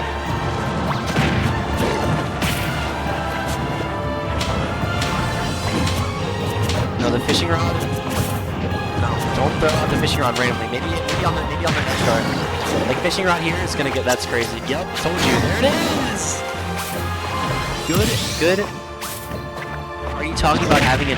Yeah, I'm sorry. I know I shouldn't be talking about that right now. No, don't say anything. Internet's fine. Good. Thank God. Okay. Yeah. Okay. Now Don Alex is in Tough Valley. He's about to force his game 5. I'm so serious. Look at that. No. He is though. Like when you he's dead. No. Well, that's because Noodle didn't do the cargo up there. This is a chud. Yeah. No cargo. Oh, okay, that was really good for Noodle. That was actually cheap. Don't, like, no. Really? Tweek? Okay. Yeah. It's crazy good. That was like an actual genius from Eddie, though, because it broke the Void Rocket and hit Don. Wow, I know. Very, very insightful. That's true. That's true. But what can I say? My brain is too big. That was not good from Eddie, though. That was not good at all. That was actually the opposite of good. Yeah. Yeah, Eddie's getting taken to Old Valley right now. Old Fashion. Maybe. He's dead. Or Vulcan City. Town of Vulcan. I don't know.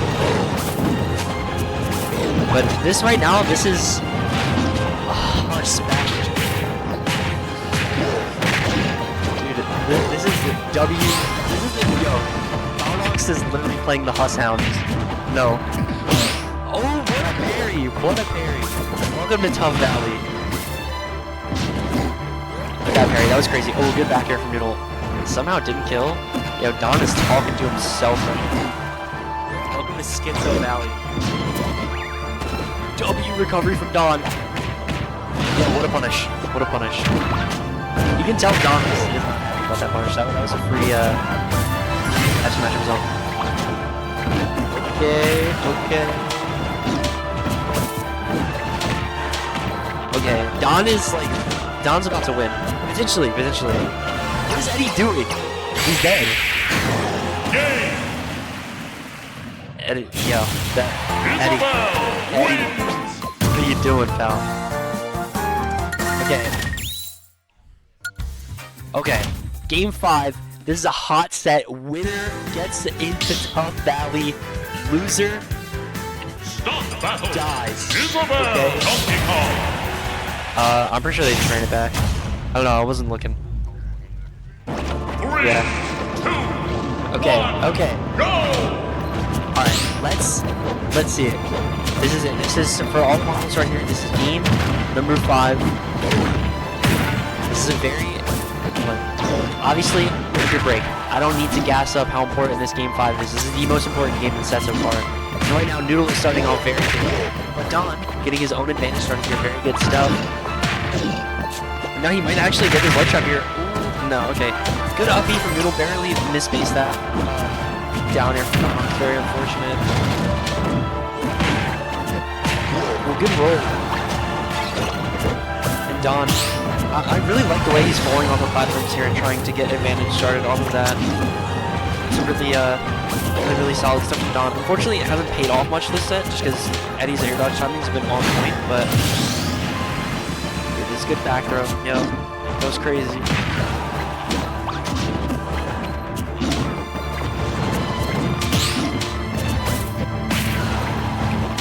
Good mirrors though for good giant punch. Eddie's like his giant punch usage is always so good. I know we talk about it all the time, but he's never afraid to like rip it at 0. Which is like what? Yeah. And with super armor, and like he basically did nothing. Like, he did one move and he got 35. It's really strong. Ooh, okay, good fishing rod though from Donox. That was another catch and release right there. If you're a real fisher in chat, you know what I'm talking about.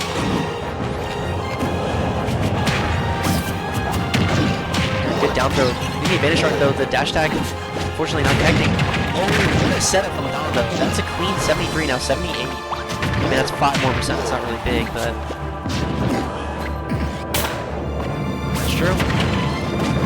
Ooh. Okay, good grab though. Good capitalization from Don, maintaining his patience and composure. Really good stuff. The up smash actually does kill. The stop sign gets it done. Welcome to Tough Valley. Like, this is crazy. Look at, like, Donox is playing so good right now. He's got this advantage going. Unfortunately, unable to find the second dash attack there. And will end up dying for a good back air there from Noodle. And there it is again. The giant punch is like just evens up the game like that. He didn't really even do anything. And I like that Don didn't air dodge there. He's kind of. Oh, what was that? Okay. That was a fifth valley. That was crazy. Like, ooh. Okay, that barely didn't kill. Both of these players one hit away from securing their ticket in the top 4 here. Oh, and the grab. Okay. Good DI there from Donox. You have to be so careful here. And another good recovery back there. Yeah, that's it. Unfortunate stuff. Donox not able to close it out, but Noodle will be moving on to top 40. We'll be facing Park Ninja. Okay, we're applauding somewhere. Okay. Okay. We do ads real quick before top.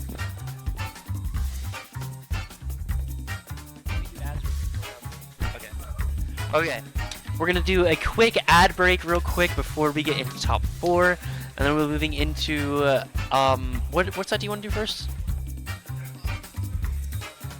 Okay, we're moving into winners finals. It's gonna be Tweek versus Vince. So don't go anywhere. And if you're subscribed, you don't have to watch this.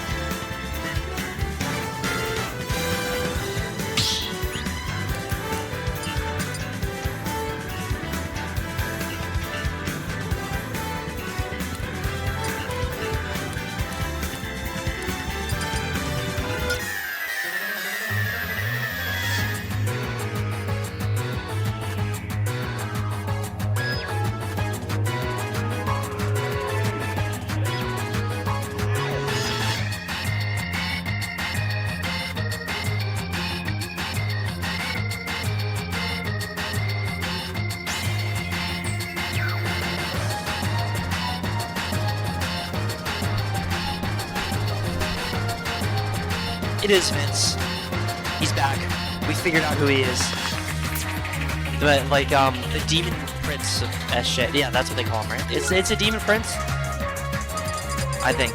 I don't know. Nobody wanted to answer me. Yeah, it's something. Okay. Vince versus Tweek. Are we not starting Pokemon Stadium 2? Okay, we're starting Battlefield. I honestly, I don't know who Tweek's gonna play. He's been playing Sephiroth a lot today. But he did go Diddy Kong against Noodle for the last 2 games. And clutched it out, so I have to see who he decides to go here. Vince, it's no secret, he's going Roy. Like, we know this. That's his character. So, I think the only mystery is going to be Tweek.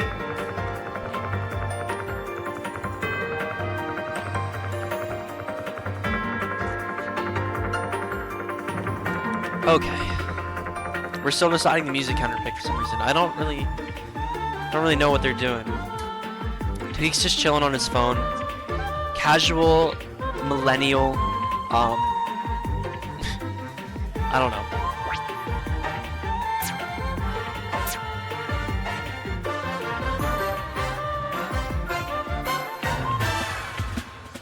Okay.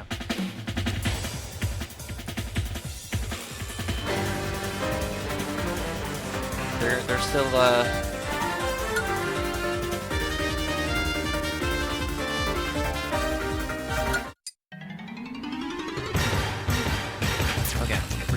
We're still in this music counter pick thing. I don't really know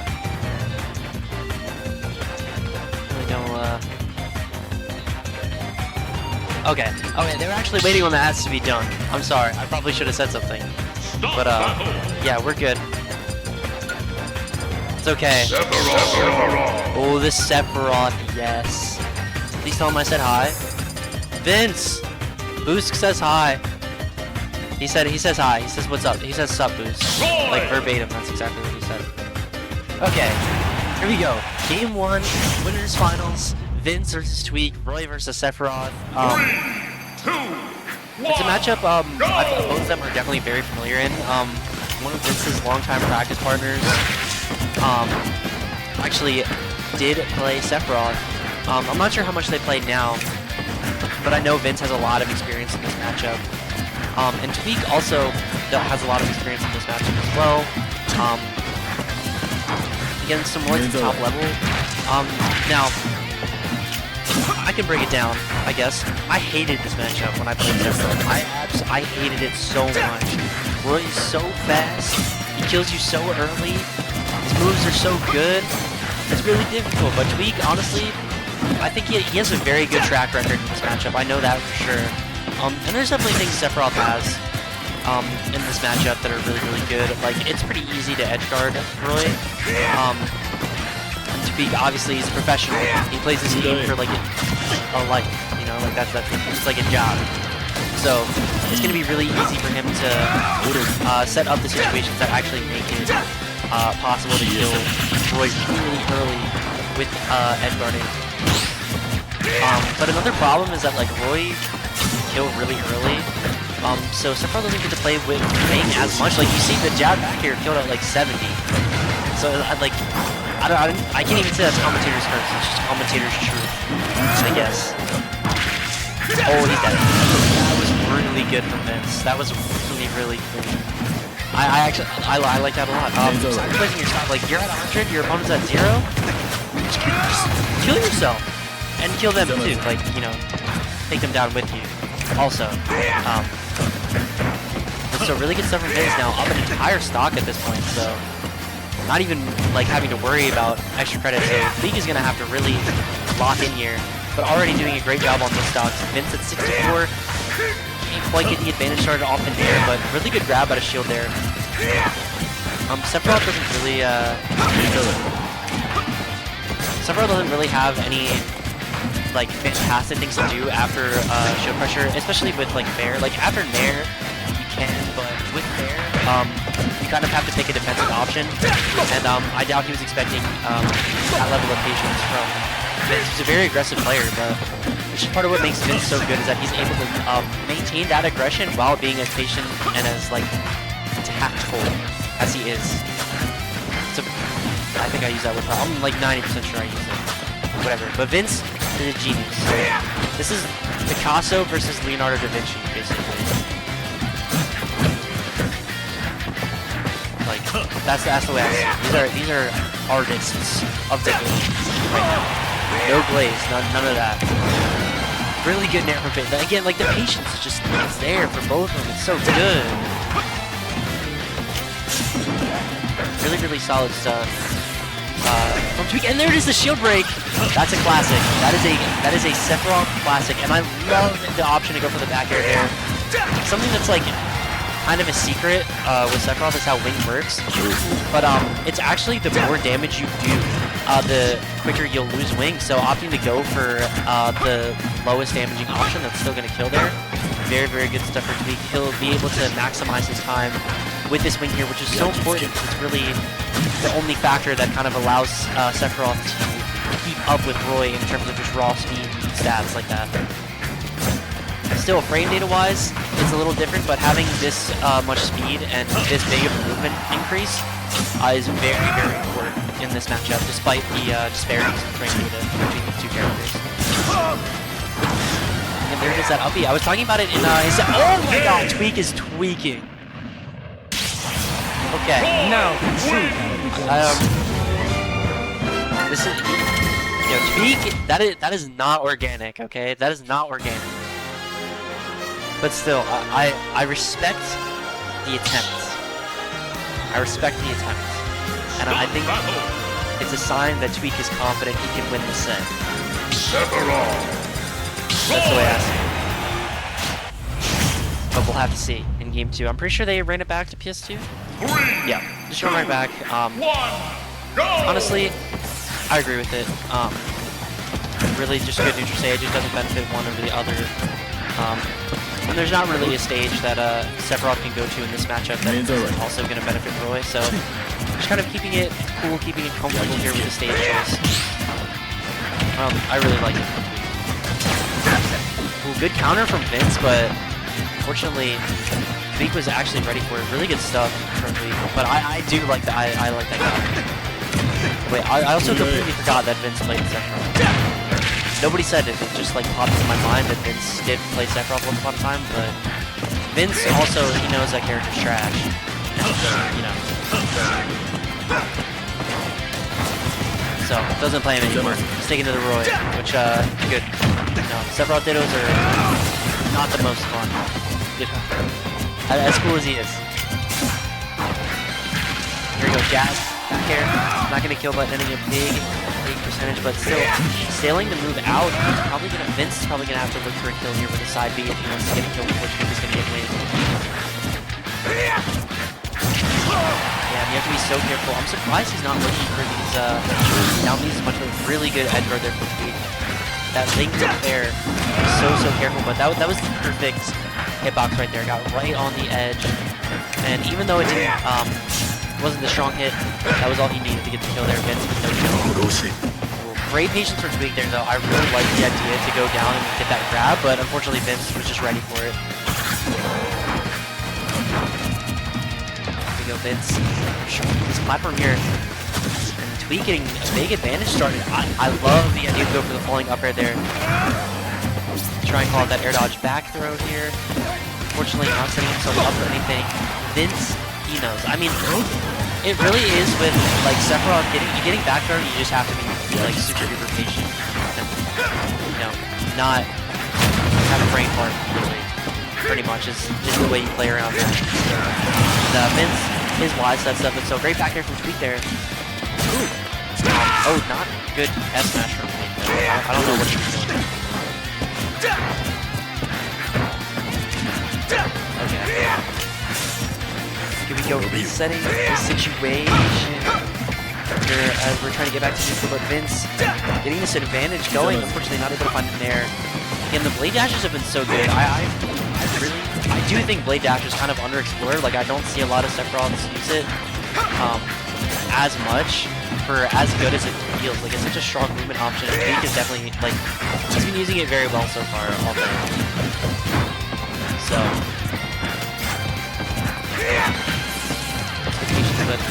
Vince maintaining aggression when he knows he has to be aggressive. He's really good. And there it is, the counter. Yeah.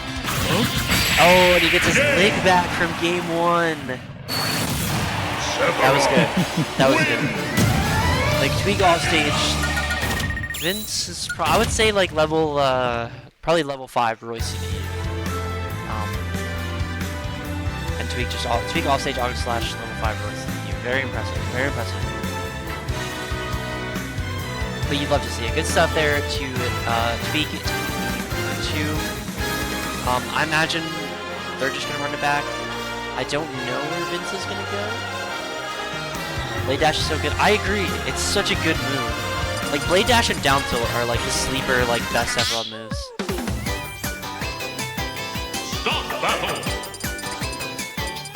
Like those two and up tilt are like the like sleeper like broken moves that Sephiroth has. I mean they're not even like that good, but like they're good.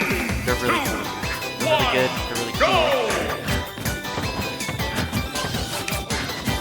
But okay. Anyway.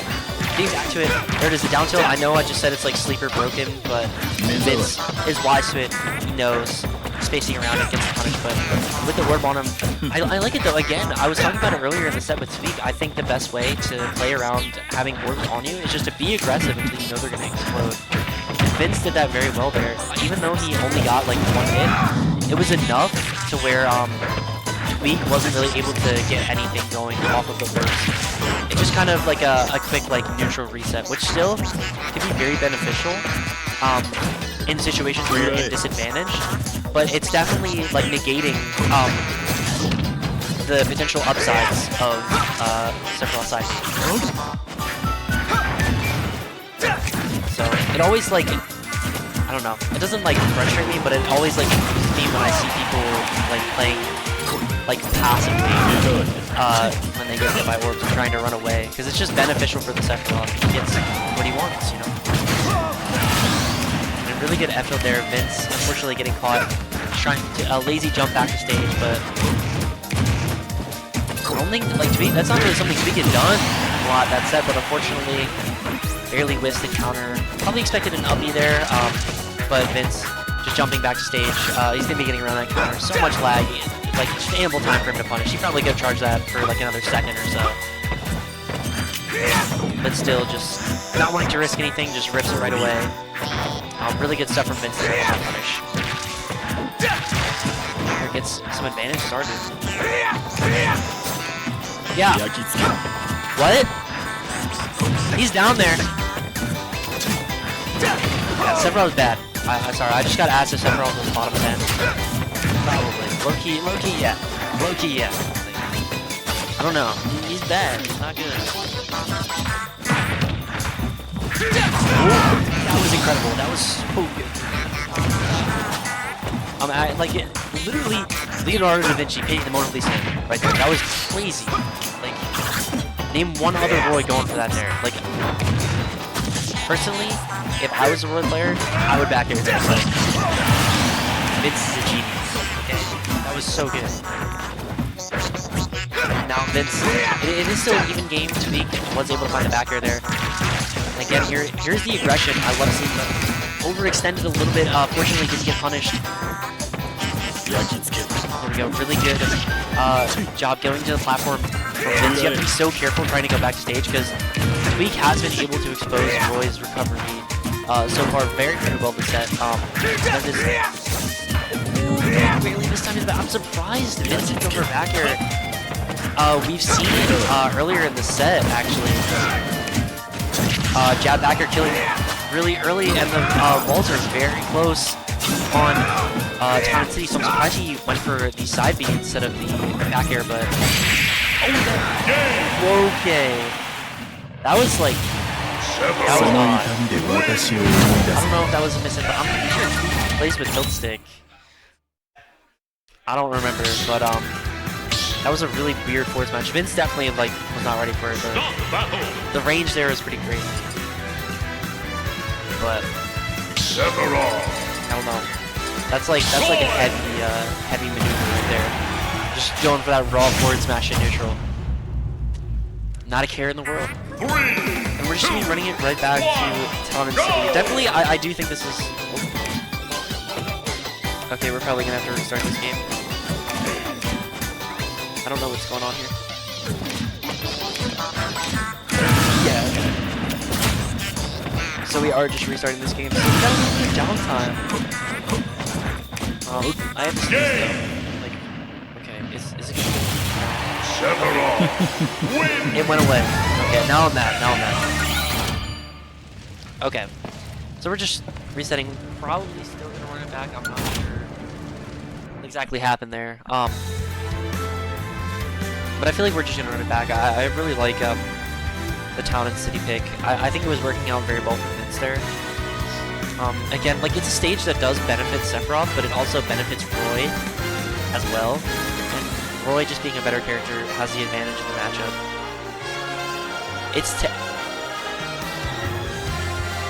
I did not even realize it was that late. Okay. Yo, can you tell Tweek to just like go Diddy Kong for the rest of the bracket and farm everyone?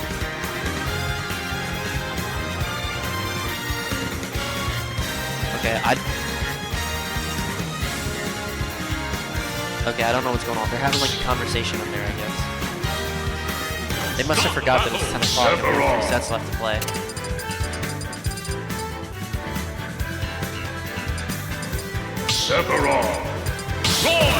Okay. Yeah, they're just running back. I don't know what was going on up there, but I guess I figured it out. I mean, we're locking in it's game 4. Tweek is up 2-1. We'll have to see if he can close the set out here, but Vince, he's been looking very, very good. Honestly, this whole set. Old Tweek 7's the best. I mean, like, yeah. He doesn't really play, like, other characters except for those two. I wouldn't even play Pokemon Trainer again, though. I missed the Pokemon Trainer. That was, like, my inspiration. In, like, 2019, I was, like, what, 15? 14? Love that character.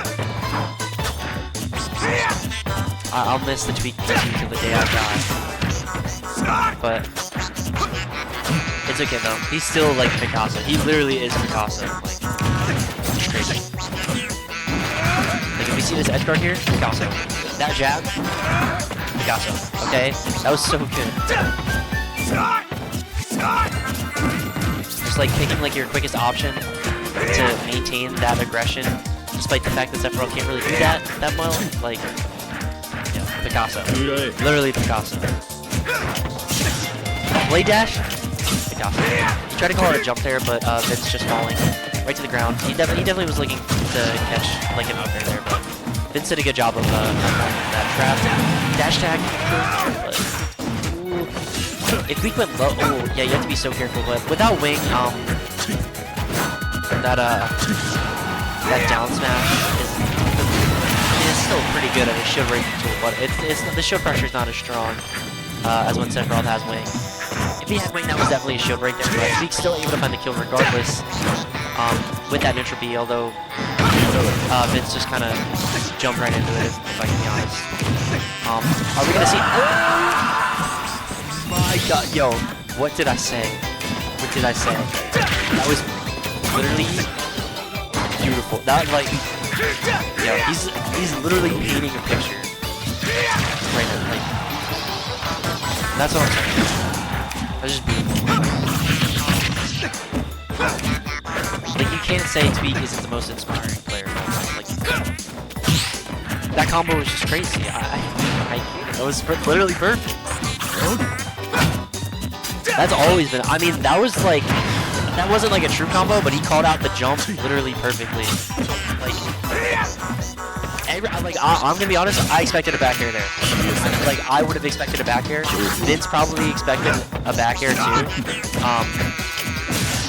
So, it's not really ridiculous for him to get hit by that. That was just like genius moment for Tweek right there. That was so good.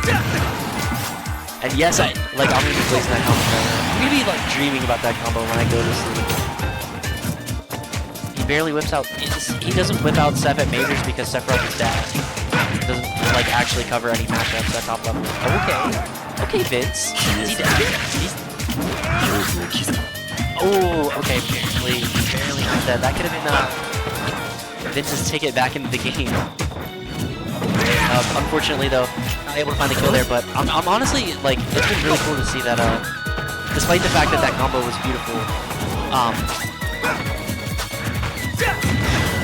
Tweek, not Tweek, Vince hasn't really let that affect him too much, and he's still playing pretty strongly this game. Oh, that dash attack is gonna kill. Yeah. If not, the orb would have killed, probably. Yeah. So really good stuff there to Tweek. That game 3, that combo. Oh my god. Like, that was just crazy. That was just crazy. That combo was...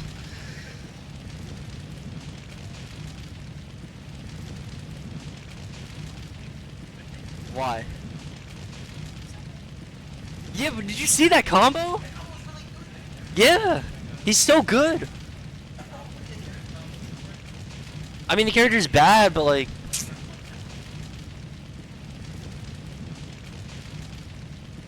What? True!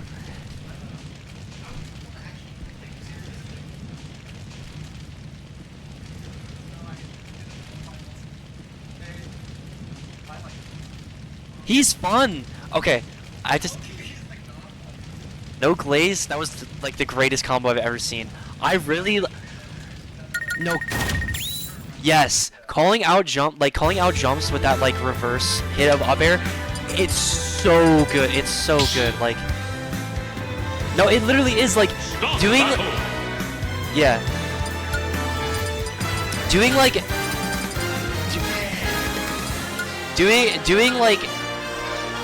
doing like back throw into like the double jump and like calling out them jumping with up air. Picasso. I'm sorry. Town isn't. That's a good stage for Seth. Also, everybody in chat is telling you to co-main. Yeah. Or Cloud. Can you bring back the Pokemon trainer for me? No! No! Pokemon trainer is broken.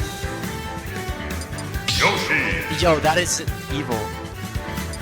One game in game 1 of Grants. Game 1 in Grants. Did you go Pokemon trainer? Wait. 3, 2, Tweek. 1, go! Game 1 in Grants. Would you go Pokemon trainer? No. I love the Sephiroth. No, not anymore. Oh, the wolf. The wolf. No, wolf. Yeah. Yeah. Okay. Anyway, Party Ninja versus Noodl. This is an SJ Classic matchup. No, literally every single top player had a wolf. Not anymore, because now all the Japanese players play characters that smoke.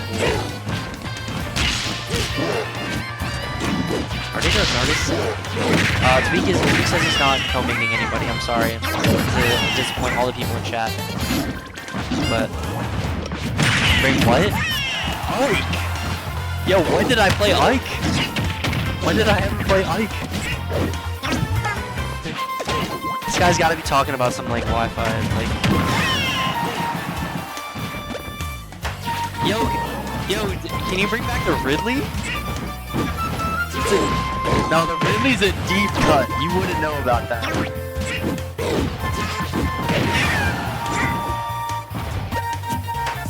One ball.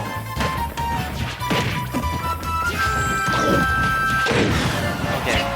Now I like really gotta lock in. I'm sorry. We're having character conversations going on, so we're gonna have to lock in. I did say SJ Classic matchup. Yoshi versus Donkey Kong, very common occurrence. Okay. Houdini, Dino Nuggies play Yoshi. Noodle plays Donkey Kong. Like half the people in SJ have like a Donkey Kong pocket. Like he's literally like it's just like so common to see both these characters. But still, at this level, rare. Okay, Noodle, Goat, Donkey Kong, Park Ninja has been playing really, really well today as well. Another fantastic Yoshi player.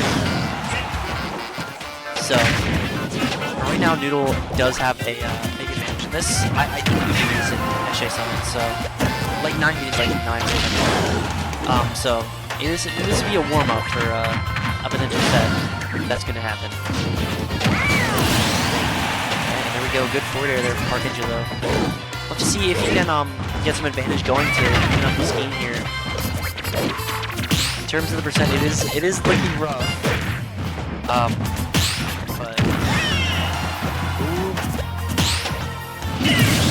ooh, unfortunately unable to make it back to stage there, Park Ninja. And Noodle is up a full stock here to start the set.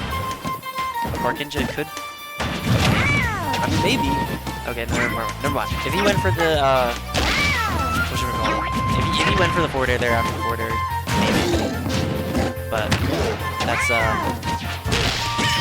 ooh, okay.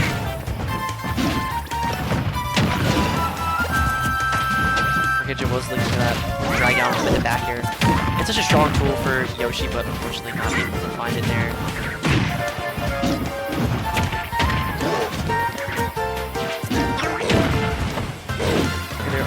I love that Beer versus Noodle does. He's so good with that. Like, that's something you don't see any DK do really. Like Noodle, or is it Pioneer?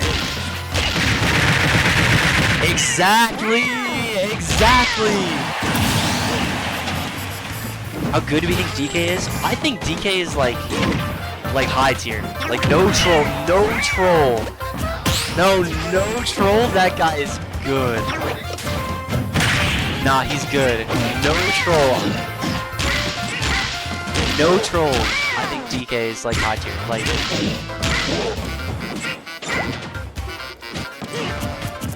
I gotta think about it. Menace of a character. Okay.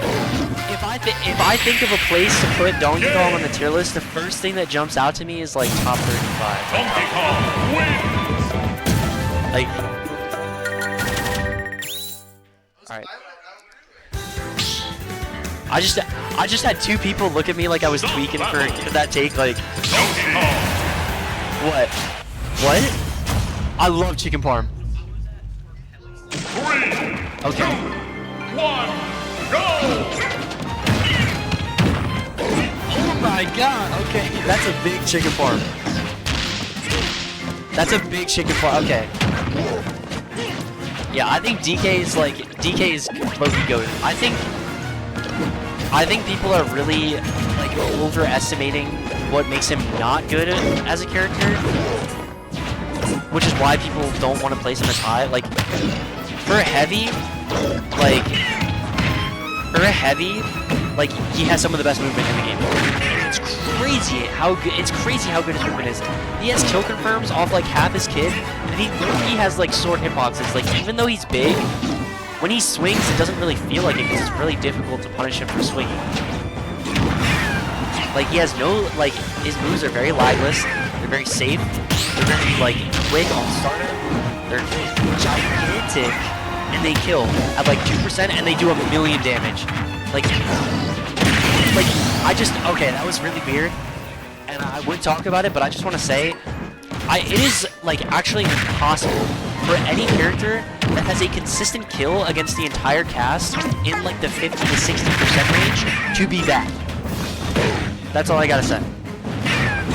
Like, okay, that barely did a kill. But like, especially with rage, like the fact that he's heavy is almost a benefit in some situations because like he lives so long, he gets rage so easily, and rage DK is like that's one of the scariest characters in the game to have rage because it doesn't affect any of his combos. It just makes all his stuff kill early. Like, and also Giant Punch is like actually like sleeper like best move in the game. That move is crazy. Yes, crazy. I thought it was cranberry. I thought it was cranberry. It's cranberry, dude. Okay. Exactly. Okay. Yeah, Donkey Kong has some crazy like advantages. Like if Noodle's able to keep the stock, look how early he's gonna be able to kill Park Ninja here. Like I just want to point it out. Like he's not dead here, but he's dead after another grab. Okay, never mind. Not anymore. Not anymore. Also, can you, Zach, can you update this order? Noodle 1-0. They're arguing about like blueberries and cranberries over there, which we all know cranberries are better. So. Cranberries are so good.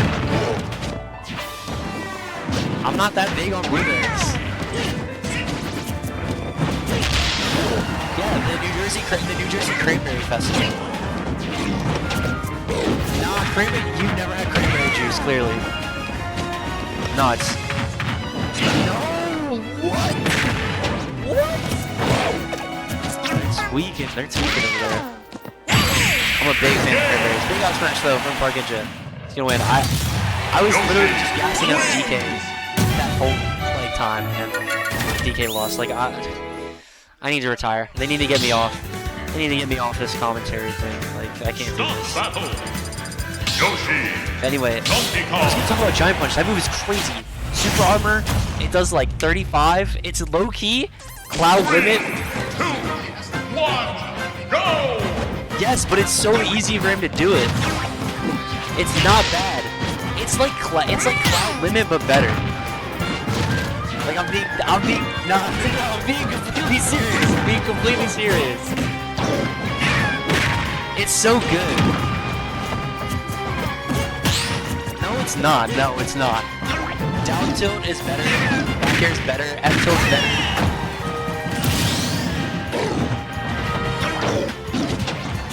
Neutral is crazy. Yeah. Up tilt 2. Sleeper. It's sleeper pick. It just kills like crazy.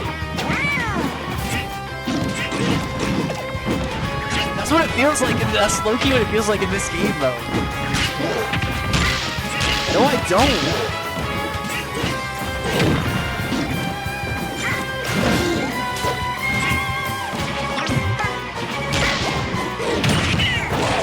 I don't know why we're talking about like Smash or Donkey Kong.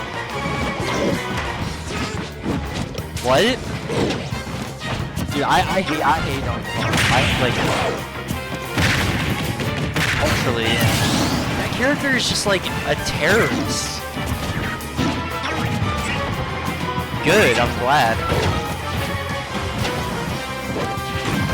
Probably. There's no other wolves in SJ though, so like you know.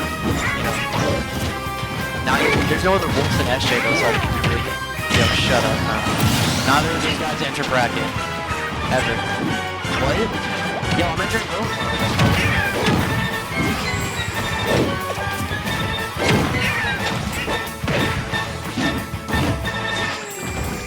Crazy. Oh, everyone's going to Bears. Ever? Okay. I mean, that wasn't that crazy, but that wasn't that crazy. Okay, wait, I didn't know Bears was like hot tomorrow.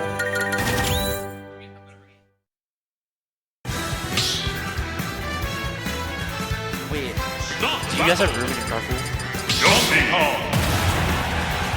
Okay. Good what? 3, 2, 1, go! It would probably be better if he goes. I can. What? That's true. Bears was my first tournament. I got rocked. They made me play Beast. Round 1. I was messed up. Okay. That's true. Bears isn't even in Philly. It's like an hour away from Philadelphia. They are.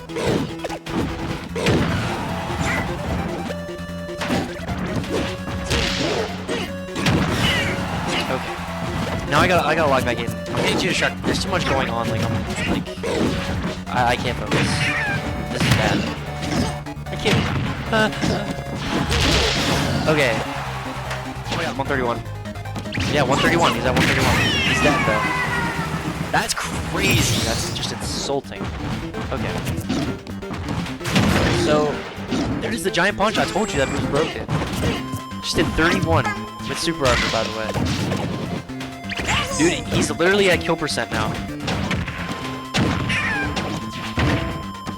Like I'm telling you, Noodle gets one down tilt, it's over. Never mind. Okay, good stuff from Parkinja though. Being able to find that there. Noodle is gonna be looking to close this one out in this game 4, but Parkinja he's fighting back. Okay. There it is, the down tilt. He's. Do you remember that tweet of like Donkey Kong spanking Yoshi? Yeah. Like, I'm sorry. Yeah, alright, we can't say it on stream, but you can look it up. It's just some random guy. Like, it was just like somebody on Twitter. It's so random. Like, I don't know why I'm thinking of that right now. I mean, I do, but that was a banger tweet. That one went so hard. I'm gonna tell Eddie about that after this set's over. Especially if he loses, I'll make sure he gets out. It's so good. Okay, Parkinja though has the lead here. Noodle, it's like every time I like talk about how good Donkey Kong is, Eddie just starts losing. Okay, that's good. Yeah, very good. Easy down B into the up air. Very good stuff. Noodle, that's a classic kill confirmed. That down air though did do 30%, which is really cool. Here Parkinja getting a W situation started. Let's see if he can continue this advantage state though, but he does have Noodle at a very high percent. Oh, he's dead. Oh, yo, if Noodle did one of his patented combo setup into SD, like that would have been fine. Unfortunately, that's not something we're gonna see. Back here, barely not killing. Parkinja forces game 5. Has to be so careful here. And yeah, one down tilt. Over, honestly, just one grab and it's over. Like, a grab below platforming, like, you see him going for it. It's so scary to be against Donkey Kong, especially when he's got on this rage. Oh my god, I thought he was gonna die. I actually thought it was over. Okay, just hit up giant punch. Okay, barely doesn't kill though. It was a weird kill screen, but now like it's so scary for both players here. Like. Anything they're gonna do is gonna kill. No, that's gonna be it. Yeah. Parkinja, sigh of relief there. That was very tight. Yeah. Okay. Game 5. A hot game 5 in this loser semis. See who will be fighting Vince. 3, 2, yeah. This is This is a hot set. Okay. E5, running it back to small battlefield. I'm pretty sure the entire set's been on. I've been complaining about Donkey Kong too much, I'm not gonna lie. But Donkey Kong is the bane of my existence. I said it earlier, I mean it, okay?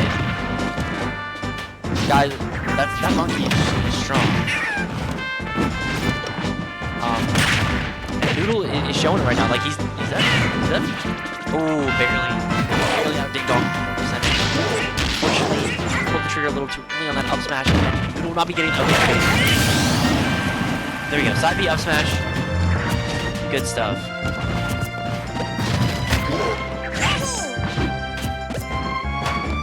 Parkinja's gonna have to go back into this game. He can just jump here, but unfortunately he doesn't.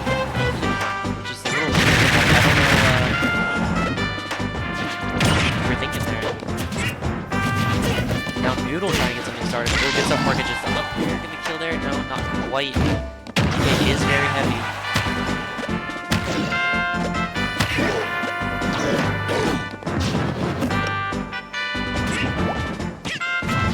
Footstool though, unable to capitalize off the over. Well, Parkinja still hasn't been able to kill these. Presented with plenty of opportunities, but just hasn't pulled the trigger when he's going on.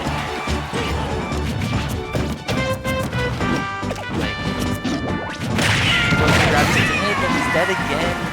Down so good for Noodl.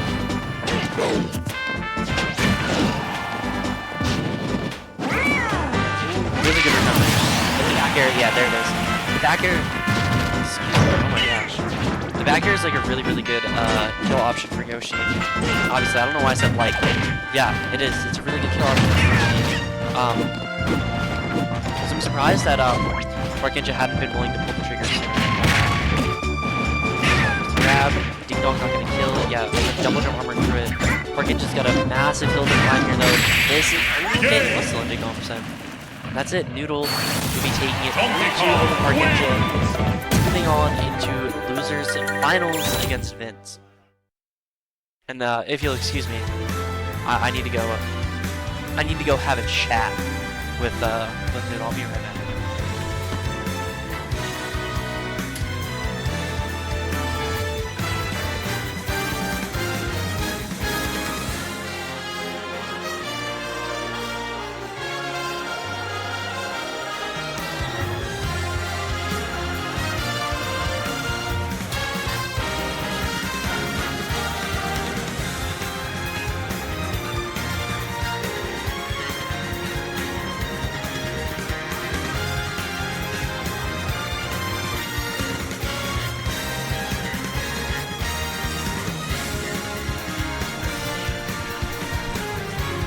Losers finals, they haven't called it. Where's Vince? Oh, he's playing. You know, it's always who's Vince and where's Vince, never how is Vince. Don't know if you ever thought about that before.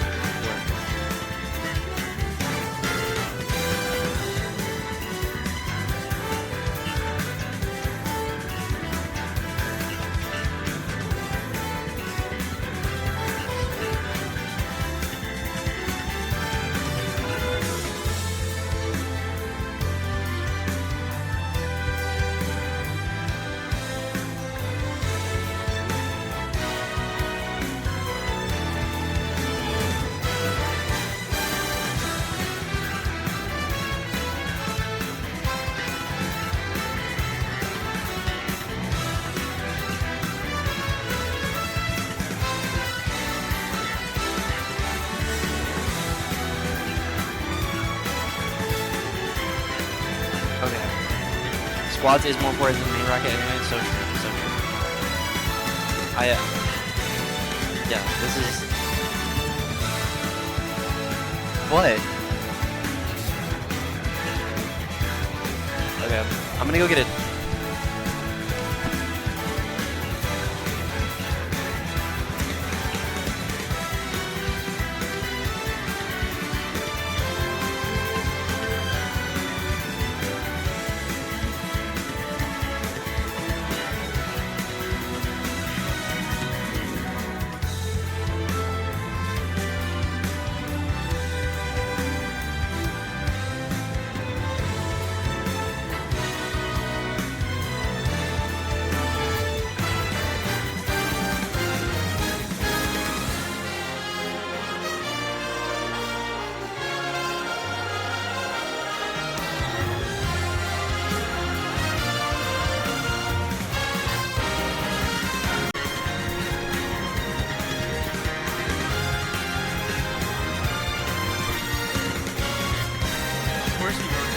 Right when squads finishes, that's really funny.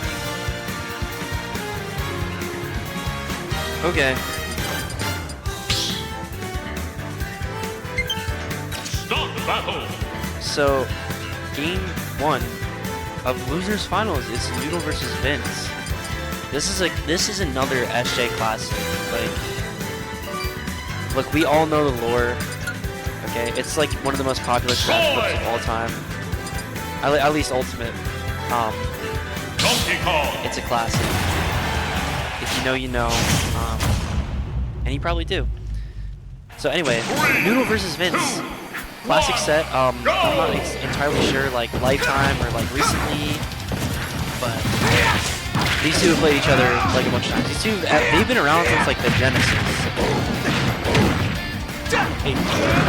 They've been around since like Obama was president. It's been a long time. These two have played each other so many times, and it's been just like This is a real slobber knocker of a matchup. I guess I don't know. It's aggressive, okay? They're both very aggressive. They both have really good movement. Both really patient. They're both of them have like insane advantage state. And both of them are fighting to see who gets to play against Ingram. Yeah. That's that. Right now it is dead even, just about. Given the weight disparity between these two, it's probably dead even. There's not really much of a kill power disparity. Sour spot, but that right there, not a sour spot. That is sweet spot Vince taking the stock lead here in this game. The back throw. I've just been going for that a lot today. Which is weird. I don't really do that, but.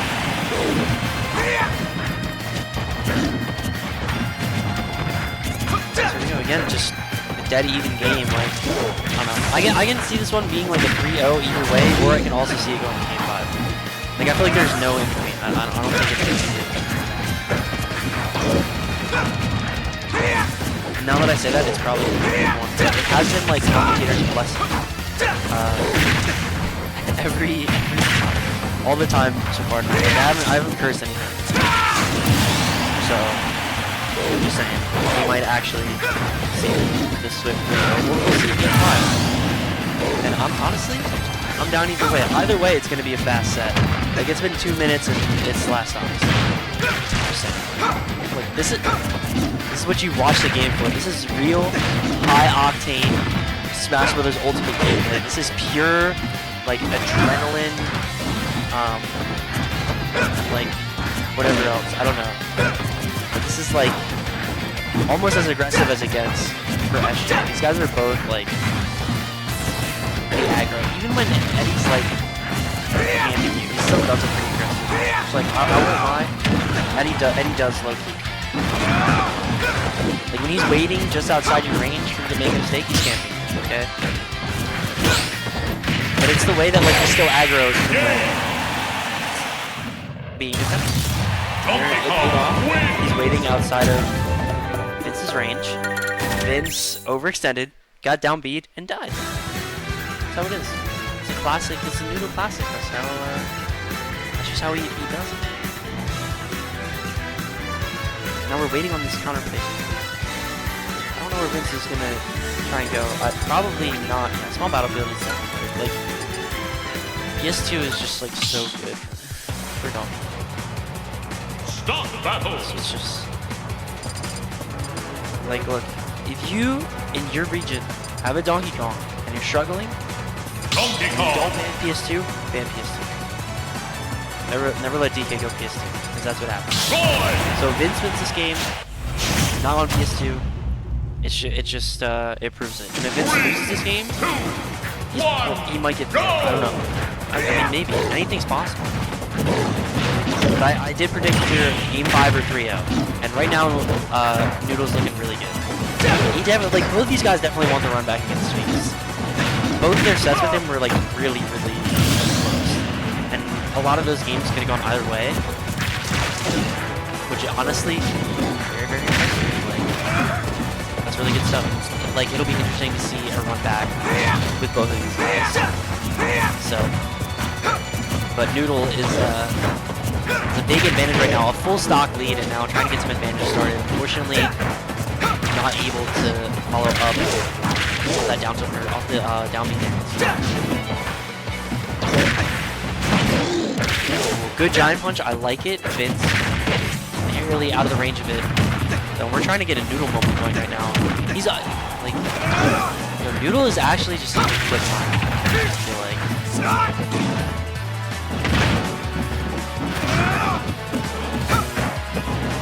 On the after here, yeah. Just so good against. Well, I mean, she's good against anybody. Even when it doesn't kill, like it just sets up such a positive situation for Donkey Kong. Like you can see him flip farming through the platform. He literally flip farming. Good up B though to make it back to stage. That up B is so like difficult to play, especially like Roy doesn't necessarily have no range. He has a pretty low amount of range for a sword character, which makes it very difficult to get around that up B. Up B is another like sleeper.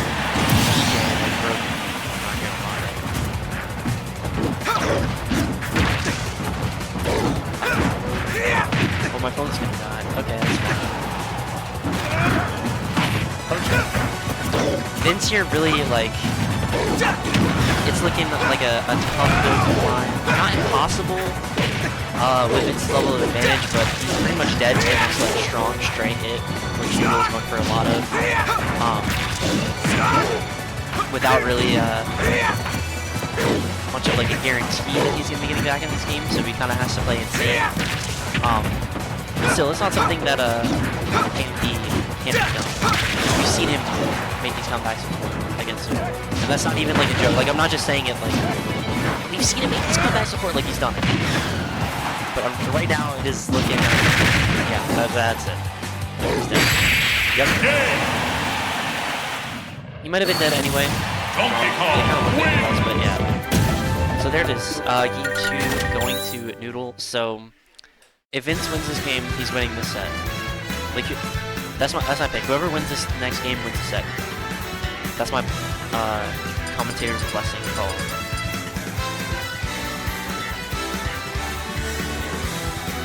Just what I think. Anyway, so we'll have to see. I feel like we'll probably go back. I don't think a lot of that can play on the stage.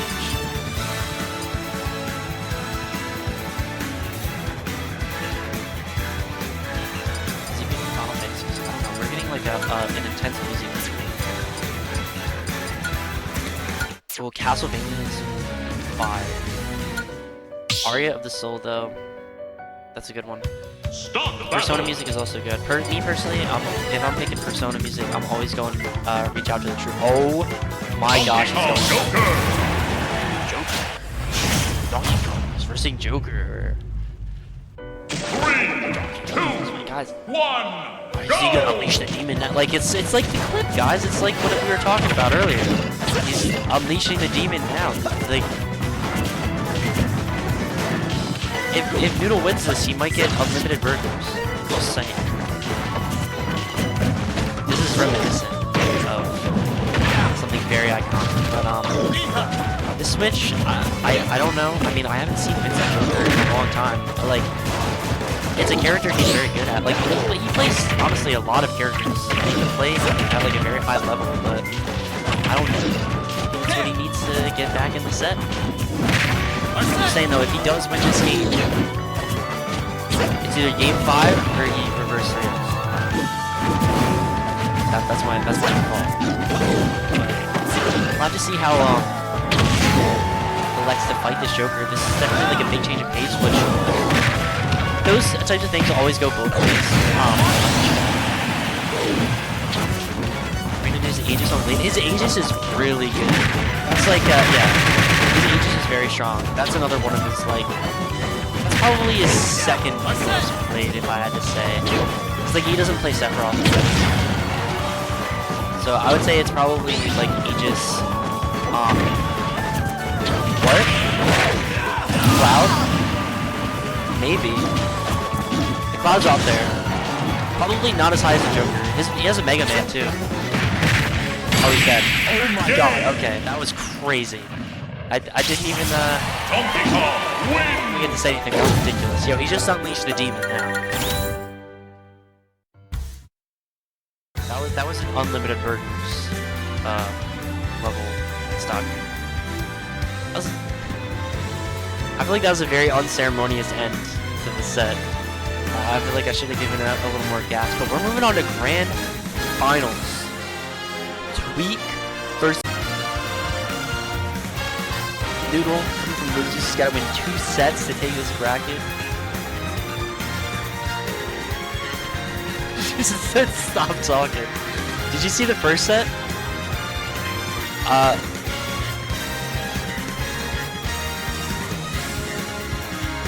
I tried to get him to go Pokemon trainer, he wouldn't do it.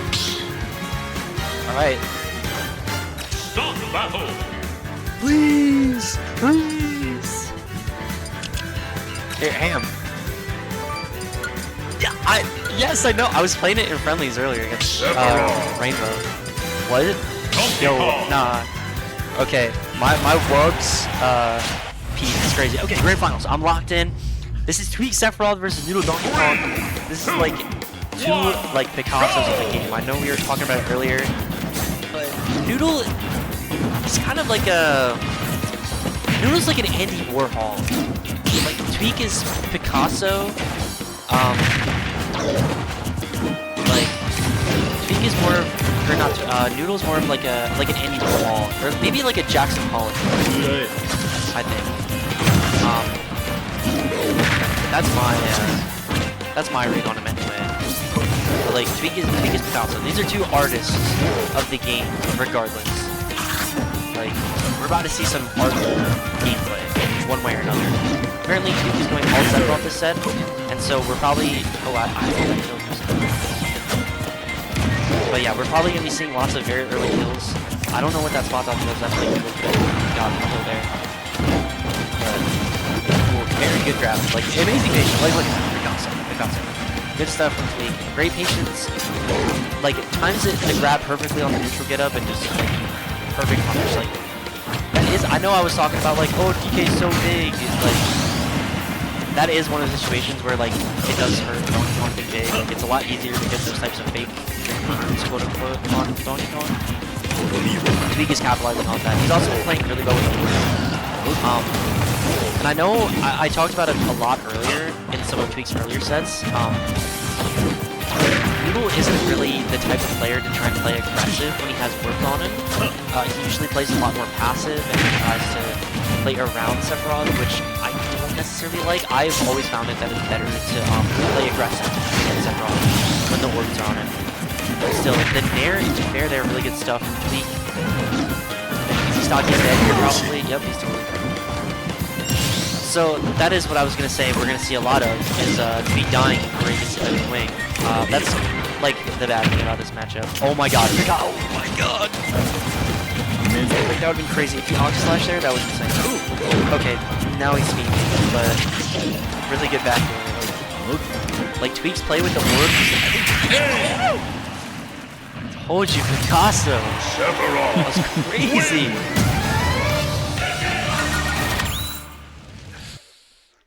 Telling you, that's Picasso right there. Stop the battle. That's crazy. Sephiroth. Just look at him go. Unbelievable. No glaze, nothing. Like, listen, it can't even be glazed when everything I say is just. I feel like. I don't know. We go Noodle looking for that up throw into down B. That is something he has hit before. Like, you get pretty good mileage off it if it down B. Honestly, like, crazy scary, right? Oh, weak with, yeah, that was, that's it, yeah. That was Andy Warhol right there. There you go, that's hard. That was a hard combo. What? Sure. I don't know, no.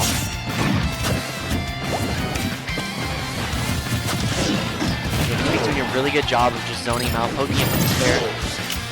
Patience from Noodle, he will make it back. Impeccable patience. Oh my god, and impeccable patience from Tweek. Like, just, these are two, like, titans of the game.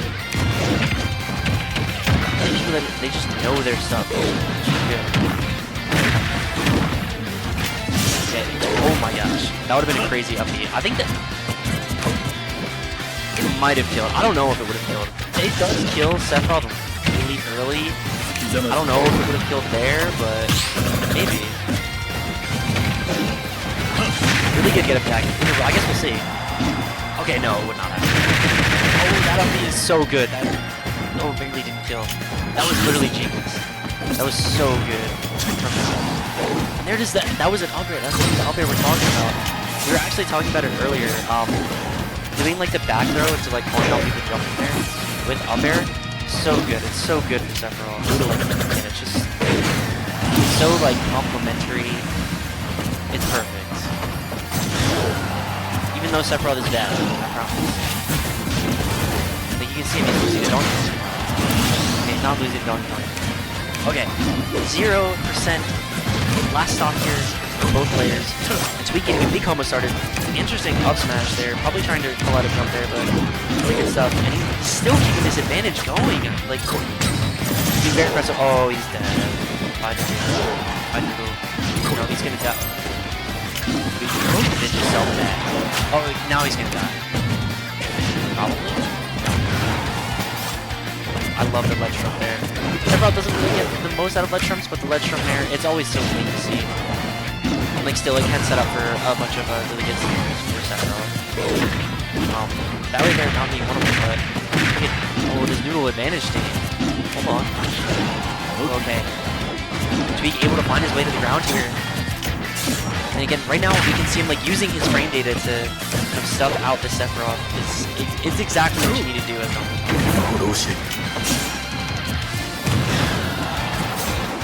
Good nair. Set up here. Back row, oh, into the forward air. Yeah, he was probably expecting another up air there. So barely whiffing that up air. Good forward air though from Tweek. Getting exactly what he needed to, and now he's one game away. Taking Battle of the Bridge number 2. Donkey Kong, Sephiroth. Mostly Sephiroth. Just kind of crazy. I mean, he did go Diddy Kong to 3, 2, earlier, go!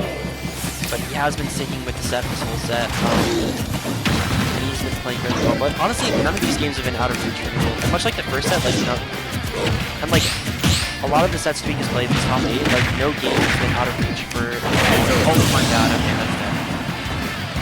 Tweek kind of like recoil in his chair. Can't buy that. That's definitely that's a very early stock for Noodle, and that's going to be very important. He does like really need to carry this lead. Like you can see Tweek has wing at 56, and he's also dead here. Never mind. I really expected just another takedown that would have killed, but Noodle actually didn't go for it. I like to see Noodle can keep this lead here, or even maybe expand on it. I mean, Donkey Kong has lots of tools to kill Sephiroth really early. Like down here, or this, oh, unable to get the edge guard, but that is not even going to come close to killing him. Will allow Tweek to get back to center though, so we'll find a benefit. Unfortunately, he does not land on the top platform for a surprise. There is like, if there was a top platform, he could have landed on it for a surprise, but Tweek barely faked that up tilt. That up tilt though will hit its mark, and that up air will hit its mark, and I mean, this is what we were talking about earlier. I know! Yo, did you see he almost got the top platform surprise.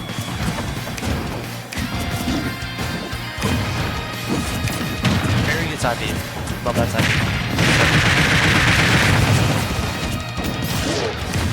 Now we'll have to see what get going in this advantage state here. The Noodle just seems to be stuck on the platform, sticky platform, I guess. We're gonna see an upbeat here. We're gonna see a Hamburrito upbeat. No, we're gonna see a nair back air. Really good stuff. Oh, okay. I don't know what he was doing.